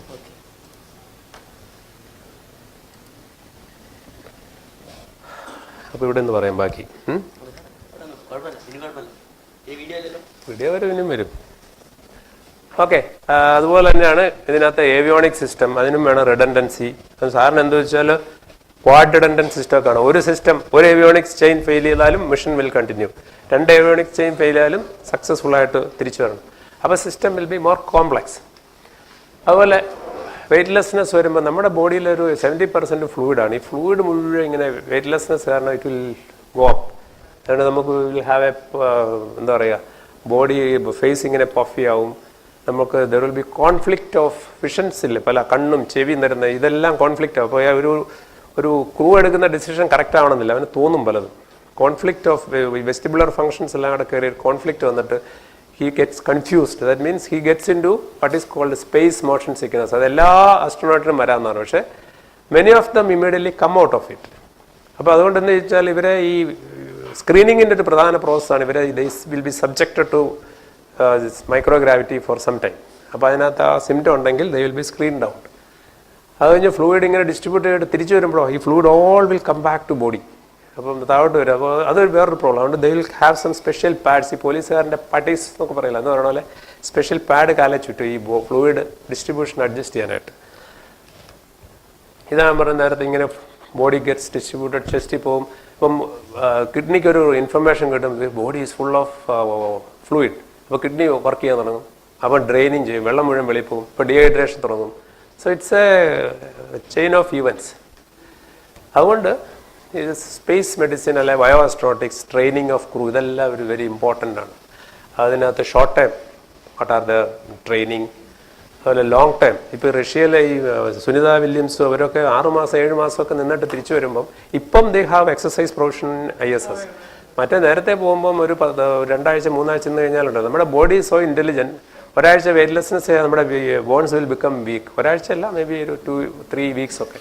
So when you come back, you find it difficult to stand on ground. അതുകൊണ്ട് ചിലപ്പം റഷ്യയിൽ നിന്നൊക്കെ സോയൂസിൽ നിന്നൊക്കെ വരുന്ന ആൾക്കാർ ലോങ് ഡ്യൂറേഷൻ മിഷൻ കഴിഞ്ഞിട്ട് they are carried and then taken to adaptation സെൻറ്ററിൽ പോയിട്ട് then they come back to normals.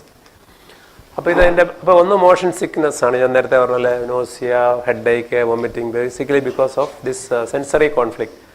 2 decompression sickness. ഈ കമ്പാർട്ട്മെൻറ്റ് സഡൻലി ഡീപ്രഷറൈസ് ചെയ്താലേ നമ്മുടെ ജോയിൻസിൽ നിന്നൊക്കെ പെട്ടെന്ന് ഗ്യാസസ് ഒക്കെ വെളി വരും, നൈട്രജനൊക്കെ വന്നിട്ട് ജോയിൻറ്റ് പെയിൻ വരും. അതുപോലെ ഓക്സിജൻ കൂടിയാൽ പ്രശ്നം, ഓക്സിജൻ കുറഞ്ഞാൽ പ്രശ്നം, ഹൈപ്പർ വെന്റിലേഷൻ വരാം. നേരത്തെ പറഞ്ഞ പോലെ ഈ lower body negative pressure because of fluid shift, so many problems ഉണ്ട്. അതുകൊണ്ടാണ് there is a systematic training program on ground. അതുപോലെ well as in ISS also they get trained. Different centrifuge വെക്കും, ചേംബറിൽ വെച്ച് ഡീപ്രഷറൈസ് ചെയ്ത് നോക്കും. അതുപോലെ അവരെ ഈ ഇപ്പോൾ കഴിഞ്ഞ ഈ അടുത്ത കാലത്ത് മേ ബി 2 years ബാക്ക് റഷ്യക്കാരൊരു 520 ദിവസം പല 3-4 സ്ഥലത്തു നിന്നുള്ള 3-4 കൺട്രീസ് നിന്നുള്ള ആൾക്കാരെ ഒരു മാഴ്സിൻ്റെ ഒരു സിമുലേറ്റ് ചെയ്ത ഒരു ക്യാപ്സ്യൂളിനകത്ത് ഇരുത്തിയിട്ട് they were cut off for 520 days from external world. See if they are traveling to Mars. എന്തിനാണ്? interpersonal relationship study ചെയ്യാനാണ്. ഒരു language, culture, how they react with the time when they are cut off from all relatives and they are going away. The feeling that you are going away from Earth. See, നമ്മൾ every day നമ്മൾ sunrise കാണുന്നു, ചെടികൾ ഉണ്ടാകുന്ന കാണുന്നു, ഇതൊക്കെ നമ്മൾ കാണുന്നുണ്ട്. പക്ഷെ നമ്മൾ probably we are not enjoying it. പക്ഷെ വെൻ ഇറ്റ് ഈസ് ഡിനൈഡ് നിങ്ങൾക്ക് പ്രശ്നം ഉണ്ടാവും. സൺറൈസ് കാണുന്നില്ല. ഇപ്പം ഒരു ഓർബിറ്റിൽ പോയി കഴിഞ്ഞാൽ 1.5 മണിക്കൂറിലാണ് ഒരു സൺറൈസ്. ഒരു ദിവസം എന്ന് പറഞ്ഞാൽ 1.5 മണിക്കൂറേ ഉള്ളൂ. അപ്പോൾ നിങ്ങളുടെ body will get A conflicting report. 1.5 ദിവസം കൊണ്ട്, ഒരു 24 hours കൊണ്ട് ചെയ്ത് 1.5 ദിവസം കൊണ്ട് ചെയ്യാൻ തുടങ്ങും. അപ്പം you can imagine if you are going to Mars, you are going away from your loved ones, from mother earth, you have no idea whether you come back. അപ്പോൾ ഇവരുടെ പ്രഷർ ഇസ് ട്രമൻഡസ്. അപ്പോൾ ഇവരെ train ചെയ്യണത് it's a different issue. So one training is ഈ aircraft ഇങ്ങനെ ഇതുപോലുള്ള parabolic training. So you get around 30 seconds. അതാണ് basic screening. നിങ്ങൾക്ക് if you have a space motion sickness ഇത് ഈ ഒരു മിഷനാണ് 2014 നമ്മൾ നടത്തിയ കെയർ എന്ന് പറയുന്നത്. LVM-3X എന്ന് പറഞ്ഞൊരു എക്സ്പെരിമെൻ്റൽ ഫ്ലൈറ്റ് ഉണ്ടായിരുന്നു. അതിനകത്ത് ഈ മാൻഡ് മിഷൻ്റെ ഈ ക്യാപ്സ്യൂൾ നമ്മൾ കൊണ്ടുപോയി അതവിടെ റിലീസ് ചെയ്തു. അതിന് നമ്മൾ വി ഡിഡ് സം ടെസ്റ്റ്. ഇതൊരു വീഡിയോ ആണ്, വർക്ക് ചെയ്യുന്നില്ല. അല്ലെങ്കിൽ സ്കിപ്പ്. ഇതും അതെ, ഒരു ഓൺബോർഡ് വീഡിയോ വാട്ടവർ പിന്നെ കാണാം. ഇതാണ് ആ ക്യാപ്സ്യൂളിൻ്റെ വിവിധ അസംബ്ലി ഇൻ്റഗ്രേഷൻ. അന്നത്തെ ചെയർമാൻ അതിന് വിസിറ്റ് ചെയ്യാൻ വന്നു. ഇതതിൻ്റെ സ്ട്രക്ചറൽ ക്വാളിഫിക്കേഷൻ. ഇത് is another video, it will not work. ഇത് ഫൈനലി ഇതെല്ലാം എടുത്തിട്ട് നമ്മൾ വൈബ്രേഷൻ ടേബിൾ വെച്ച് ഇളക്കി നോക്കി. ഫ്ലൈറ്റിലുണ്ടാകുന്ന വൈബ്രേഷനിൽ ഇലക്ട്രോണിക്സ് ഒക്കെ വർക്ക് ചെയ്യും. ഇതാണ് വെഹിക്കിളുമായിട്ട് മേറ്റ് ചെയ്തു. 2 ഫെയറിങ് ക്ലോസ് ചെയ്യുന്നു. അത് മേറ്റഡ് വെഹിക്കിളുമായിട്ട് അസംബിൾ ചെയ്തു. Vehicle is now moving to launch pad. ഇതാണ് ആ Mark 3 വെഹിക്കിൾ. TUT. ഇത് ഫ്ലൈറ്റ്. ഇതൊരു വീഡിയോ ആണ്, വർക്ക് ചെയ്യില്ല. ഇതാണ് ക്യാപ്സ്യൂളിൻ്റെ photo. It comes back. Launch വെഹിക്കിളിൽ നിന്ന് എടുത്ത വളരെ ഇതിനകത്ത് യു ക്യാൻ സി അതിൻ്റെ ത്രസ്റ്റേഴ്സൊക്കെ ഫയർ ചെയ്തത് അഡ്ജസ്റ്റ് ചെയ്ത് താഴോട്ട് വരുന്ന കാണാം.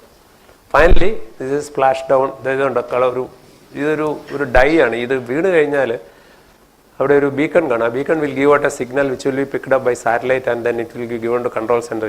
This is the coordinate, go and search. അതിൻ്റെ കൂടെ ദർ ഇസ് എ ഡൈ. ആ ഡൈ ഇങ്ങനെ ഒരു ലോങ് സ്ട്രീക്ക് ഉണ്ടാക്കും. അപ്പോൾ അതിന് മുകളിൽ കൂടെ പറക്കുന്ന എയർക്രാഫ്റ്റിന് കാണാൻ പറ്റും എവിടെയാണ് വീണതെന്ന്. ഇങ്ങനെ മൾട്ടിപ്പിൾ സിസ്റ്റം കാണുന്നത് എവിടെയാണ് വീണതെന്ന് അറിയാനായിട്ട്. ഇതാണ് ക്യാപ്സ്യൂൾ. ഇവിടെയായിരുന്നു എൻ്റെ പാരച്യൂട്ടൊക്കെ എല്ലാം പോയി, എല്ലാം റിലീസ്ഡ്. ഇങ്ങനെ പോയിട്ട് ഇറ്റ് ഹസ് കം ബാക്ക്. ഇതായിരുന്നു ആ ഏരിയ, അത് വീഴേണ്ട ഏരിയ. ഫൈനലി ഇത് അന്നത്തെ ചെയർമാൻ. ഇതാണ് ആ ക്യാപ്സ്യൂൾ. കോസ്റ്റ് ഗാർഡിൻ്റെ ചീഫ് ചെന്നൈ വെച്ചിട്ട് ഹാൻഡഡ് ഓവർ. ഉണ്ട്, ഹി വാസ് ദെയർ. ഇത് ഒരു വീഡിയോ ആണ്, വിൽ ഷോ ദി ലേറ്റർ. അപ്പോൾ ആ വീഡിയോ ഒന്ന് പ്ലേ ചെയ്തേ.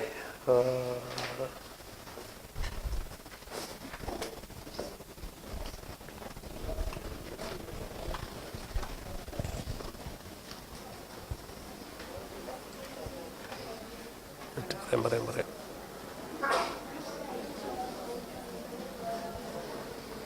ഈ സോയൂസ് എസ്കേപ്പ് ഇതെന്താണ് കാണിച്ച് open. On the 26th of September 1983, a Soyuz was about to lift off. Soyuz escape.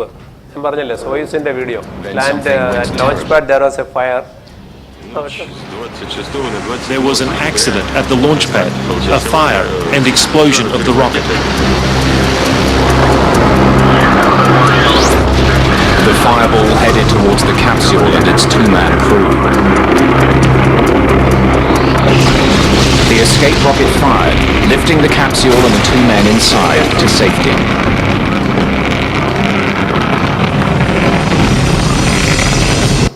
അവരെല്ലാം വളരെ സേഫായിട്ട് തിരിച്ചു വന്നു. അടുത്തത്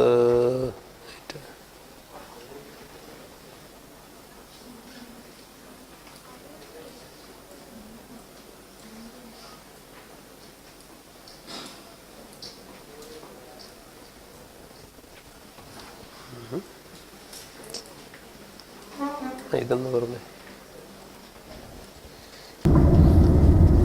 ഇതാ ഞാൻ പറഞ്ഞ വാട്ടർ ഇമ്പാക്ട് ടെസ്റ്റ്. ക്ലോസ്. ഉണ്ടല്ലോ.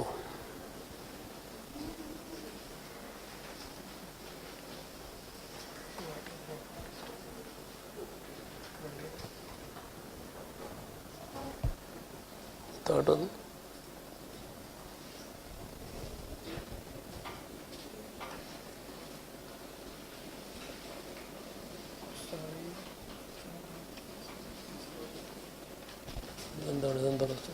തുറന്ന് ശബ്ദമുണ്ടോ? Okay, this is the last video.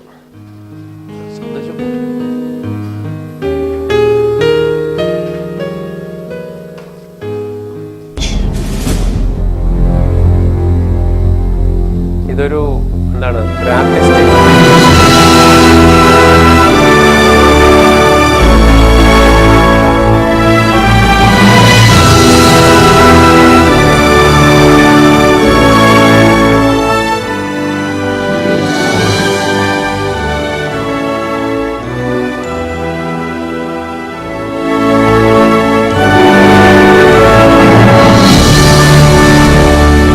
Stage നേരത്തെ പറഞ്ഞില്ലേ, സ്റ്റേജിന്റെ ഫംഗ്ഷൻ കഴിയുമ്പോൾ അത് സെപ്പറേറ്റ് ചെയ്യും. എസ്കേപ്പ് സിസ്റ്റം അറ്റ്മോസ്ഫറിക് ഫേസ് കഴിയുമ്പം you go to a different mode of escape. പിന്നെ ആ സിസ്റ്റം വേണ്ട.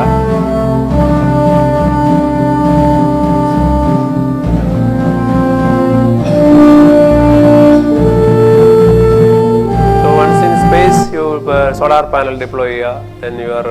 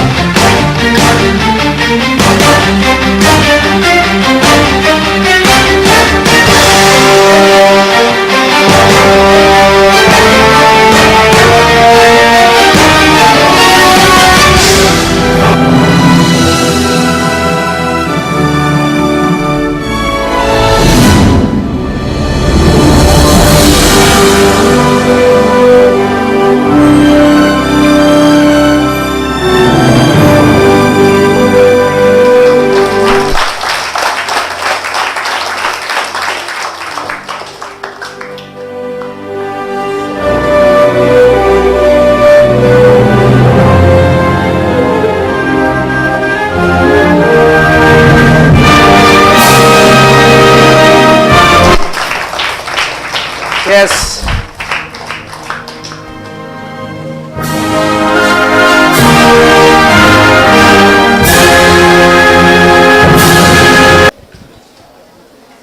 സാറേ, എൻ്റെ പേര് അഭിനവ് പ്രദീപ്. ഇന്ത്യയെ സംബന്ധിച്ചിടത്തോളം പിന്നെ ഈ ഒരു ഘട്ടത്തിലേക്ക് മനുഷ്യനെ പിന്നെ ബഹിരാകാശത്ത് എത്തിക്കാനുള്ള ഒരു ഘട്ടത്തിലേക്ക് എത്തിക്കാൻ കുറഞ്ഞത് എത്ര സമയം എടുക്കും? ഈ ഒരു അച്ചീവ്മെന്റ് നമ്മൾ ഒരു കാര്യം ചെയ്യണമെങ്കിൽ രണ്ട് കാര്യമുണ്ട്. ഒന്ന് റിസോഴ്സസ് എന്നൊരു സാധനമുണ്ട്. ഇപ്പോൾ ഞാൻ തന്നെ വർക്ക് ചെയ്തുകൊണ്ടിരുന്നത് ചിലപ്പോൾ 100 കൊല്ലം എടുക്കുന്നിരിക്കും. അപ്പോൾ ഒരു 1000 പേരെ റിക്രൂട്ട് ചെയ്ത് കഴിഞ്ഞാൽ ചിലപ്പോൾ നമ്മൾ അതുകൊണ്ട് resources, not only money, resources നമ്മളിപ്പോൾ ടാർഗറ്റ് ചെയ്യുന്നത്. ഇപ്പം നമുക്കറിയാമല്ലോ, ഈ സാധനം ഇതുവരെ ഒരു അപ്രൂവ്ഡ് പ്രോജക്റ്റ് അല്ല.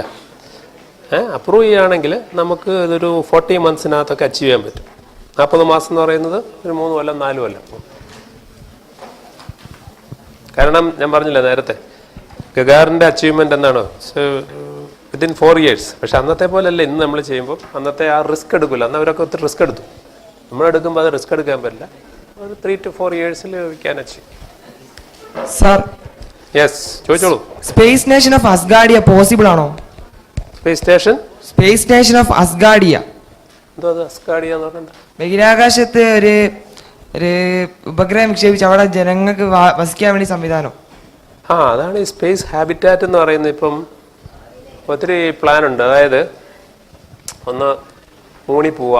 മൂണിൽ നമുക്കറിയാമല്ലോ അറ്റ്മോസ്ഫിയർ ഇല്ല. അതുകൊണ്ട് റിഗോലിത്ത് എന്ന് പറഞ്ഞ ഭൂമിയുടെ മൂണിൻ്റെ സർഫസിനടിയിൽ കൃത്രിമമായ ഒരു ചേംബർ ഉണ്ടാക്കിയിട്ട് അതിൽ താമസിക്കുക. പക്ഷെ മൂൺ ആർക്കും താല്പര്യമില്ല. മൂണിൽ അറ്റ്മോസ്ഫിയർ ഇല്ലാത്തതുകൊണ്ട് ഒരു ചെറിയ മെറ്റീരിയറൈറ്റോ എല്ലാം വീണാൽ തകർന്നു പോകും. അതുകൊണ്ട് മാർസാണ് ഇപ്പോഴത്തെ ഡെസ്റ്റിനേഷൻ. മാർസിന് ഒരു ചെറിയ അറ്റ്മോസ്ഫിയർ ഉണ്ട്. അപ്പോൾ മാർസിലേക്ക് നേരിട്ട് പോകാൻ പറ്റില്ല, കാരണം ഇന്നത്തെ പ്രൊപ്പൽഷൻ അനുസരിച്ച് നമുക്ക് 10 മാസം എടുക്കും. അതുകൊണ്ടെന്ന് പറ്റും moon as an intermediate platform. അവിടെ പോവുക, അവിടെ നിന്ന് പോയിട്ട് റിസോഴ്സൊക്കെ എടുത്തിട്ട് നിങ്ങൾ വീണ്ടും മാർസിലേക്ക് പോവുക. മാർസിൽ പോയിട്ട് മേക്ക് എ ഹ്യൂജ് എൻക്ലോഷർ, അതിനകത്ത് പ്ലാന്റ്സും ഒക്കെ ജീവിച്ച് ആ ഒരു എക്കോസിസ്റ്റം ഉണ്ടാക്കി ജീവിക്കുക. അതാണ് പ്ലാൻ. ഇറ്റ് മേ ടേക്ക് ചിലപ്പം 40. ആർട്ടിഫിഷ്യൽ അല്ല, യു ക്യാരി മറ്റേ ചെടികളും ഇതൊക്കെ ഉണ്ടായിട്ട് അവിടെ പോയി പണ്ട് നോഹയുടെ പെട്ടകം പോയ പോലെ എല്ലാം കൊണ്ടുപോകണം. അവിടെ കൊണ്ടുപോയി ക്രിയേറ്റ് ചെയ്യണം. അവിടെ അത് സോയിൽ ആദ്യം പോയിട്ട് സോയിൽ സാമ്പിൾ എടുക്കും, അവർ ടെസ്റ്റ് ചെയ്യും. എന്നിട്ട് അതിനകത്ത് ഈ പറയുന്ന ഏരിയയിൽ വല്ലതൊക്കെ കെമിക്കൽസൊക്കെ ആടിയിട്ട് അതിനെ നമ്മൾ മാറ്റും. അങ്ങനെ ഉണ്ടാക്കി. പിന്നെ അതിപ്പോൾ വേറൊരു കുഴപ്പമെന്ന് വെച്ചാൽ ഈ അറ്റ്മോസ്ഫിയർ നിൽക്കില്ല അവിടെ. ഗ്രാവിറ്റി കുറവുണ്ട്, അറ്റ്മോസ്ഫിയറും ലൂസായി പോവും. ഈ അറ്റ്മോസ്ഫിയർ എന്ന് പറയുന്നതും ഗ്രാവിറ്റിയാണ് പിടിച്ചു നിർത്തുന്നത്. അപ്പം മെനി പ്രോബ്ലംസ് ഉണ്ട്. പക്ഷേ നമ്മളെ പണ്ട് പറഞ്ഞ പോലെ ഭൂമി കുമാരൻ എന്ന് പറയുന്ന ഈ ഇതിനെക്കുറിച്ച്, മാർസിനെ കുറിച്ച് നമ്മുടെ പഴയ ഒരു കീർത്തനത്തിലുണ്ടല്ലോ, ഭൂമി കുമാരം, ഇതാണ് അങ്കാരക എന്നുള്ള ആ ഒരു കീർത്തനത്തിൽ. അപ്പം അവർക്കറിയാം ഭൂമിയുടെ ഒരു സാമ്പിള്, സാമ്യമുള്ളൊരു ഗ്രഹം മാഴ്സാണ്. അതിനൊരു ഒരു ദിവസം എന്ന് പറഞ്ഞാൽ ഏതാണ്ട് 24 മണിക്കൂറാണ്. യെസ്, പറയും. ചന്ദ്രനിലേക്ക്, എന്റെ പേര് ആർവിൻ ഷാജ്. ഓക്കെ. ചന്ദ്രനിലേക്ക് മനുഷ്യനെ എത്തിക്കാനുള്ള ഏതെങ്കിലും ഒരു പ്രൊജക്ട് ഇന്ത്യ തയ്യാറാക്കുന്നുണ്ടോ? ഇപ്പം ഇല്ല. ചന്ദ്രനിലേക്ക് പോകുന്നതിന് മുമ്പ് നമ്മൾ ആദ്യം പോകേണ്ടത് എർത്തിന് ചുറ്റുമുള്ള സ്പേസിൽ പോയി നിൽക്കുക എന്നുള്ളതാണ് ആദ്യം വേണ്ടത്. അതായത് അതിൻ്റെ ഒരു എക്സ്റ്റൻഷനാണ് ചന്ദ്രനിലേക്ക് പോകുന്നത്. സർ, ഇതുവരെ മനുഷ്യന്മാരെ ആ സ്പേസ് ക്രാഫ്റ്റ് റോക്കറ്റിലല്ലേ വിക്ഷേപിച്ചത്, അതിന് പകരം സ്പേസ് ഷട്ടിൽ ഉപയോഗിക്കാൻ കഴിയുമോ? Space shuttle റോക്കറ്റാണ്. ബട്ട് ഇതുവരെ പോയത് സ്പേസ് ഷട്ടിലല്ലല്ലോ. ആര് പോയത്? നീലാംസ്ട്രോങ് അവര് പോയത് 2 തരത്തിൽ പോകും. ഒന്ന് ഈ എക്സ്പെൻഡബിൾ ക്യാപ്സ്യൂൾസ്, അതായത് ഈ പറയുന്ന സോയൂസ് എന്നൊക്കെ പറഞ്ഞു, പോയിട്ട് വന്നു കഴിഞ്ഞാൽ പിന്നെ അത് ഉപയോഗിക്കില്ല. റീയൂസബിൾ വെഹിക്കിളാണ് ഷട്ടിൽ. പോയിട്ട് വന്നിട്ട് തിരിച്ചു വരുമ്പോൾ അതിനെ ഒന്ന് റീഫർബിഷ് ചെയ്ത് റീയൂസ് ചെയ്തുകൊണ്ടിരിക്കും. പക്ഷെ അതെന്താ ഇതുവരെ ഏറ്റവും ഉപയോഗിക്കാതെ? ഷട്ടിൽ യൂസ് ചെയ്യല്ലോ. ഷട്ടിൽ 133 മിഷൻ നടത്തിയില്ലേ? പക്ഷേ അത് അത് കുഴപ്പം എന്താണെന്ന് വെച്ചാൽ അതിന്റെ എക്കണോമിക്സ് പിന്നെ വർക്കൗട്ട് ചെയ്ത് നോക്കുമ്പോൾ അതത്ര എക്കണോമിക്കലല്ല. ഷട്ടിലിന്റെ റീഫർബിഷ്മെന്റും അതിന്റെ കോസ്റ്റും ഒക്കെ വെച്ച് നോക്കുമ്പോൾ അത് ഫൗണ്ട്. റഷ്യ ഇത് കണ്ടുകൊണ്ട് ബുരാൻ എന്ന് പറഞ്ഞൊരു ഇതുണ്ടാക്കി. ബുരാൻ ഒറ്റ തവണ അവർ പറപ്പിച്ചുള്ളൂ. അപ്പോഴേ അവർക്ക് കൈകൊള്ളി, മനസ്സിലായി it is not going to be economical. They stopped it. America 133 mission നടത്തി, 135 2 ഫെയിലായി. Then they also found it is not cost effective. എല്ലാം അൾട്ടിമേറ്റ്ലി കോസ്റ്റ് എഫക്റ്റീവ് ആയാലേ നമുക്ക് സർവ് ചെയ്യാൻ പറ്റും. നമുക്കൊരു റീയൂസബിൾ ലോഞ്ച് വെഹിക്കിൾ പ്രോഗ്രാം ഉണ്ട് ഷട്ടിൽ പോലെ. അത് ബേസിക് ടെക്നോളജി ഡെവലപ്മെൻറ്റാണ്. നമ്മൾ you may not use it as a space shuttle transportation system. Sir, എൻ്റെ പേര് അമീരാഖ്. എവിടെയാണ് ആള്? അവിടെയാണോ? ആ, പറ സാർ. ഈ ബഹിരാകാശ യാത്രികരെ ഡ്രസ്സ് വയ്ക്കുന്നില്ല, അവര് കാർബൺ ഡയോക്സൈഡ് പുറത്തുവിടുക. ബഹിരാകാശ യാത്രക്കാര് സ്പേസ് ഷൂട്ട് ഇടുന്നില്ല, ആ, അന്നേരം കാർബൺ ഡയോക്സൈഡ് എങ്ങോട്ടാ പോവാ? അതായത് ഈ സ്പേസ് സ്യൂട്ട്, ഫ്ലൈറ്റ് സ്യൂട്ട് എന്ന് പറഞ്ഞാൽ രണ്ടതാണ്. സ്പേസ് സ്യൂട്ട് എന്ന് പറഞ്ഞാൽ എക്സ്ട്രാ വെഹിക്കുലർ ആക്ടിവിറ്റീസിന് അവർ വെളിയിലേക്ക് ഇറങ്ങുന്ന സാധനമാണ്, ആ വെള്ള സ്യൂട്ടില്ലേ. ഫ്ലൈറ്റ് സ്യൂട്ട് എന്ന് പറഞ്ഞാൽ ഇതിനകത്ത് ഇൻട്രാ വെഹിക്കുലർ ആക്ടിവിറ്റീസ് ഇടുന്നതാണ്. അപ്പം ഈ നമ്മുടെ ബോഡിക്കകത്തുള്ള ഈ ഫ്ലൈറ്റ് സ്യൂട്ടിനകത്തുള്ള എയറിനെ ഒരു സൈഡിൽ കൂടെ എടുത്തിട്ട് പ്രോസസ്സ് ചെയ്ത് അതിനകത്തെ കാർബൺ ഡയോക്സൈഡൊക്കെ മാറ്റി ഓക്സിജനൊക്കെ കയറ്റിയിട്ട് വേറൊരു സൈഡിൽ കൂടെ വന്നുകൊണ്ടിരിക്കുകയാണ്. നമ്മളെ ഈ ഡയാലിസിസ് പോലെ അത് കണ്ടിന്യൂസ്ലി അത് ചേഞ്ച് ചെയ്തുകൊണ്ടിരിക്കും. ബഹിരാകാശ സിസ്റ്റമൊക്കെ ഉണ്ട്, ആ ക്യാപ്സ്യൂളിനകത്ത് എല്ലാം ഉണ്ട്.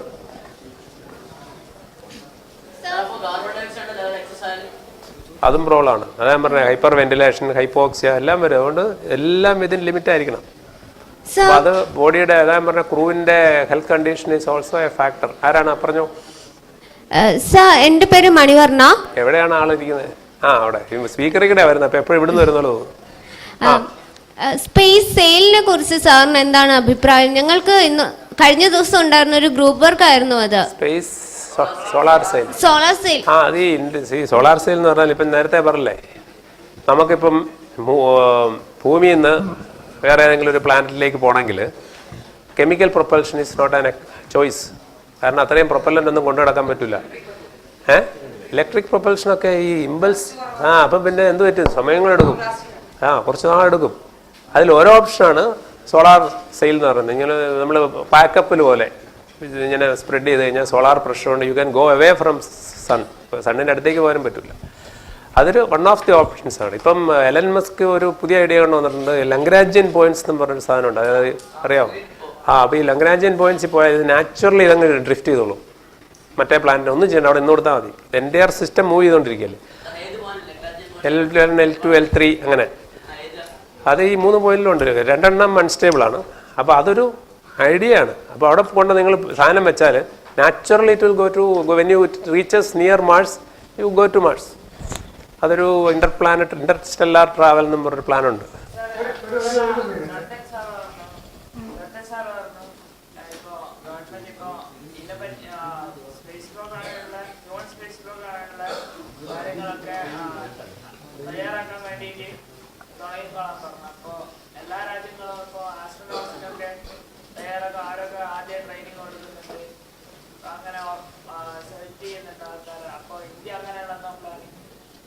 ഇന്ത്യക്ക് ഇപ്പം നമ്മുടെ എയർഫോഴ്സ് പൈലറ്റ്സിനെ സെലക്ട് ചെയ്യുന്ന ചില ഇൻസ്റ്റിറ്റ്യൂട്ട്സ് ഉണ്ട് ഇന്ത്യയിൽ. Air force pilots are very near to astronauts. അവരെ സെലക്ട് ചെയ്യുന്നത് അങ്ങനെയാണ്. നമ്മളുടെ രാഷ്ട്രം ഒരുപക്ഷെ അടുത്ത് തന്നെ ഹ്യൂമൻ ഫ്ലൈറ്റിന് പോകാനുള്ള സാധ്യതയുണ്ട്. അതിൻ്റെ എല്ലാവിധ ചുക്കാൻ പിടിക്കുന്നതും നമ്മുടെ ഉണ്ണികൃഷ്ണൻ സാറായിരിക്കും. സ്വപ്ന പറഞ്ഞു ഉണ്ണികൃഷ്ണനാണ് താരം എന്നായിരിക്കും ഒരു പക്ഷേ അടുത്ത നമ്മളെ ഇസ്രോന് പറയാനുണ്ടാവുക, അല്ലെ രാഷ്ട്രത്തിന് പറയാനുണ്ടാവുക. അപ്പം അദ്ദേഹത്തിന് ഇവിടെ വന്നിരിക്കുന്നത് അദ്ദേഹത്തിന് സമയമില്ലാത്ത ആളാണ്. എന്നിട്ട് പോലും അദ്ദേഹം ഇവിടെ എങ്ങനെയോ എത്തിക്കഴിഞ്ഞു. ഇസ്രോന് കുട്ടികളുടെ ഇടയിൽ ഇടപെടണമെന്ന് വളരെ ആഗ്രഹമുള്ള സ്ഥാപനമാണ്. പക്ഷേ സമയം അവർക്കൊന്നും ചെയ്യാൻ സമയമില്ലാതെ ഊണും ഉറക്കമില്ലാതെ ഇസ്രോ ഇരിക്കുകയാണ് അവർ. എന്നിട്ട് പോലും അദ്ദേഹം വന്നു. അദ്ദേഹത്തിന് ഒരു സ്റ്റാൻഡിങ് ഓവേഷൻ നിങ്ങൾ കൊടുക്കാൻ ഞാൻ അഭ്യർത്ഥിക്കുന്നു. Standing ovation.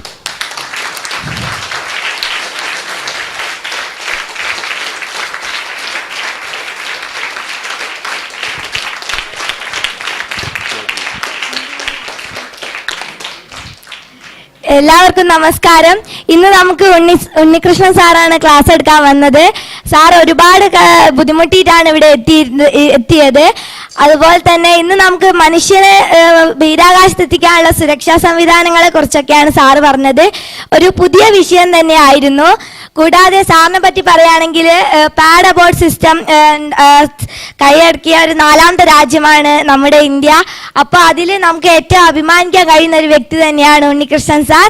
കൂടാതെ നമ്മൾ വൈകാതെ തന്നെ ബഹിരാകാശത്തെത്താണ്. അന്നപ്പോൾ അതിനൊക്കെ ചുക്കാൻ പിടിക്കുന്ന ഒരു സാറിൻ്റെ ക്ലാസ് നമുക്ക് കിട്ടുമെന്ന് നമ്മെ സംബന്ധിച്ചിടത്തോളം വളരെയധികം ഭാഗ്യം ഉള്ള ഒന്ന് തന്നെയാണ്. അപ്പോൾ ഇവിടെ എത്തിയ സാറിന് വളരെയധികം നന്ദി രേഖപ്പെടുത്തുകയാണ്. ഈ കൊച്ചുകുട്ടിയാണ് ഇന്നലെ രാത്രി നമ്മളെ മംഗൾയാൻ പ്രസന്റേഷനിൽ നിങ്ങളെ കോരിത്തെരിപ്പിച്ച ആ ഡ്രാമയുടെ പ്രധാന അഭിനേത്രി അവളായിരുന്നു. ഇതുവരെ ഒരുപക്ഷെ രാഷ്ട്രം കാണാത്ത ഒരു ബഹിരാകാശ ഡ്രാമയായിരുന്നു അത്. ഒരുപക്ഷെ അതിന് മറ്റു പല സ്ഥലങ്ങളിലും ഇൻവിറ്റേഷൻ കിട്ടി പോയേക്കും. അതിന് ആ കുട്ടി ഉണ്ടായിരിക്കാം. വളരെ താങ്ക്സ് മോളെ, വളരെ താങ്ക്സ്.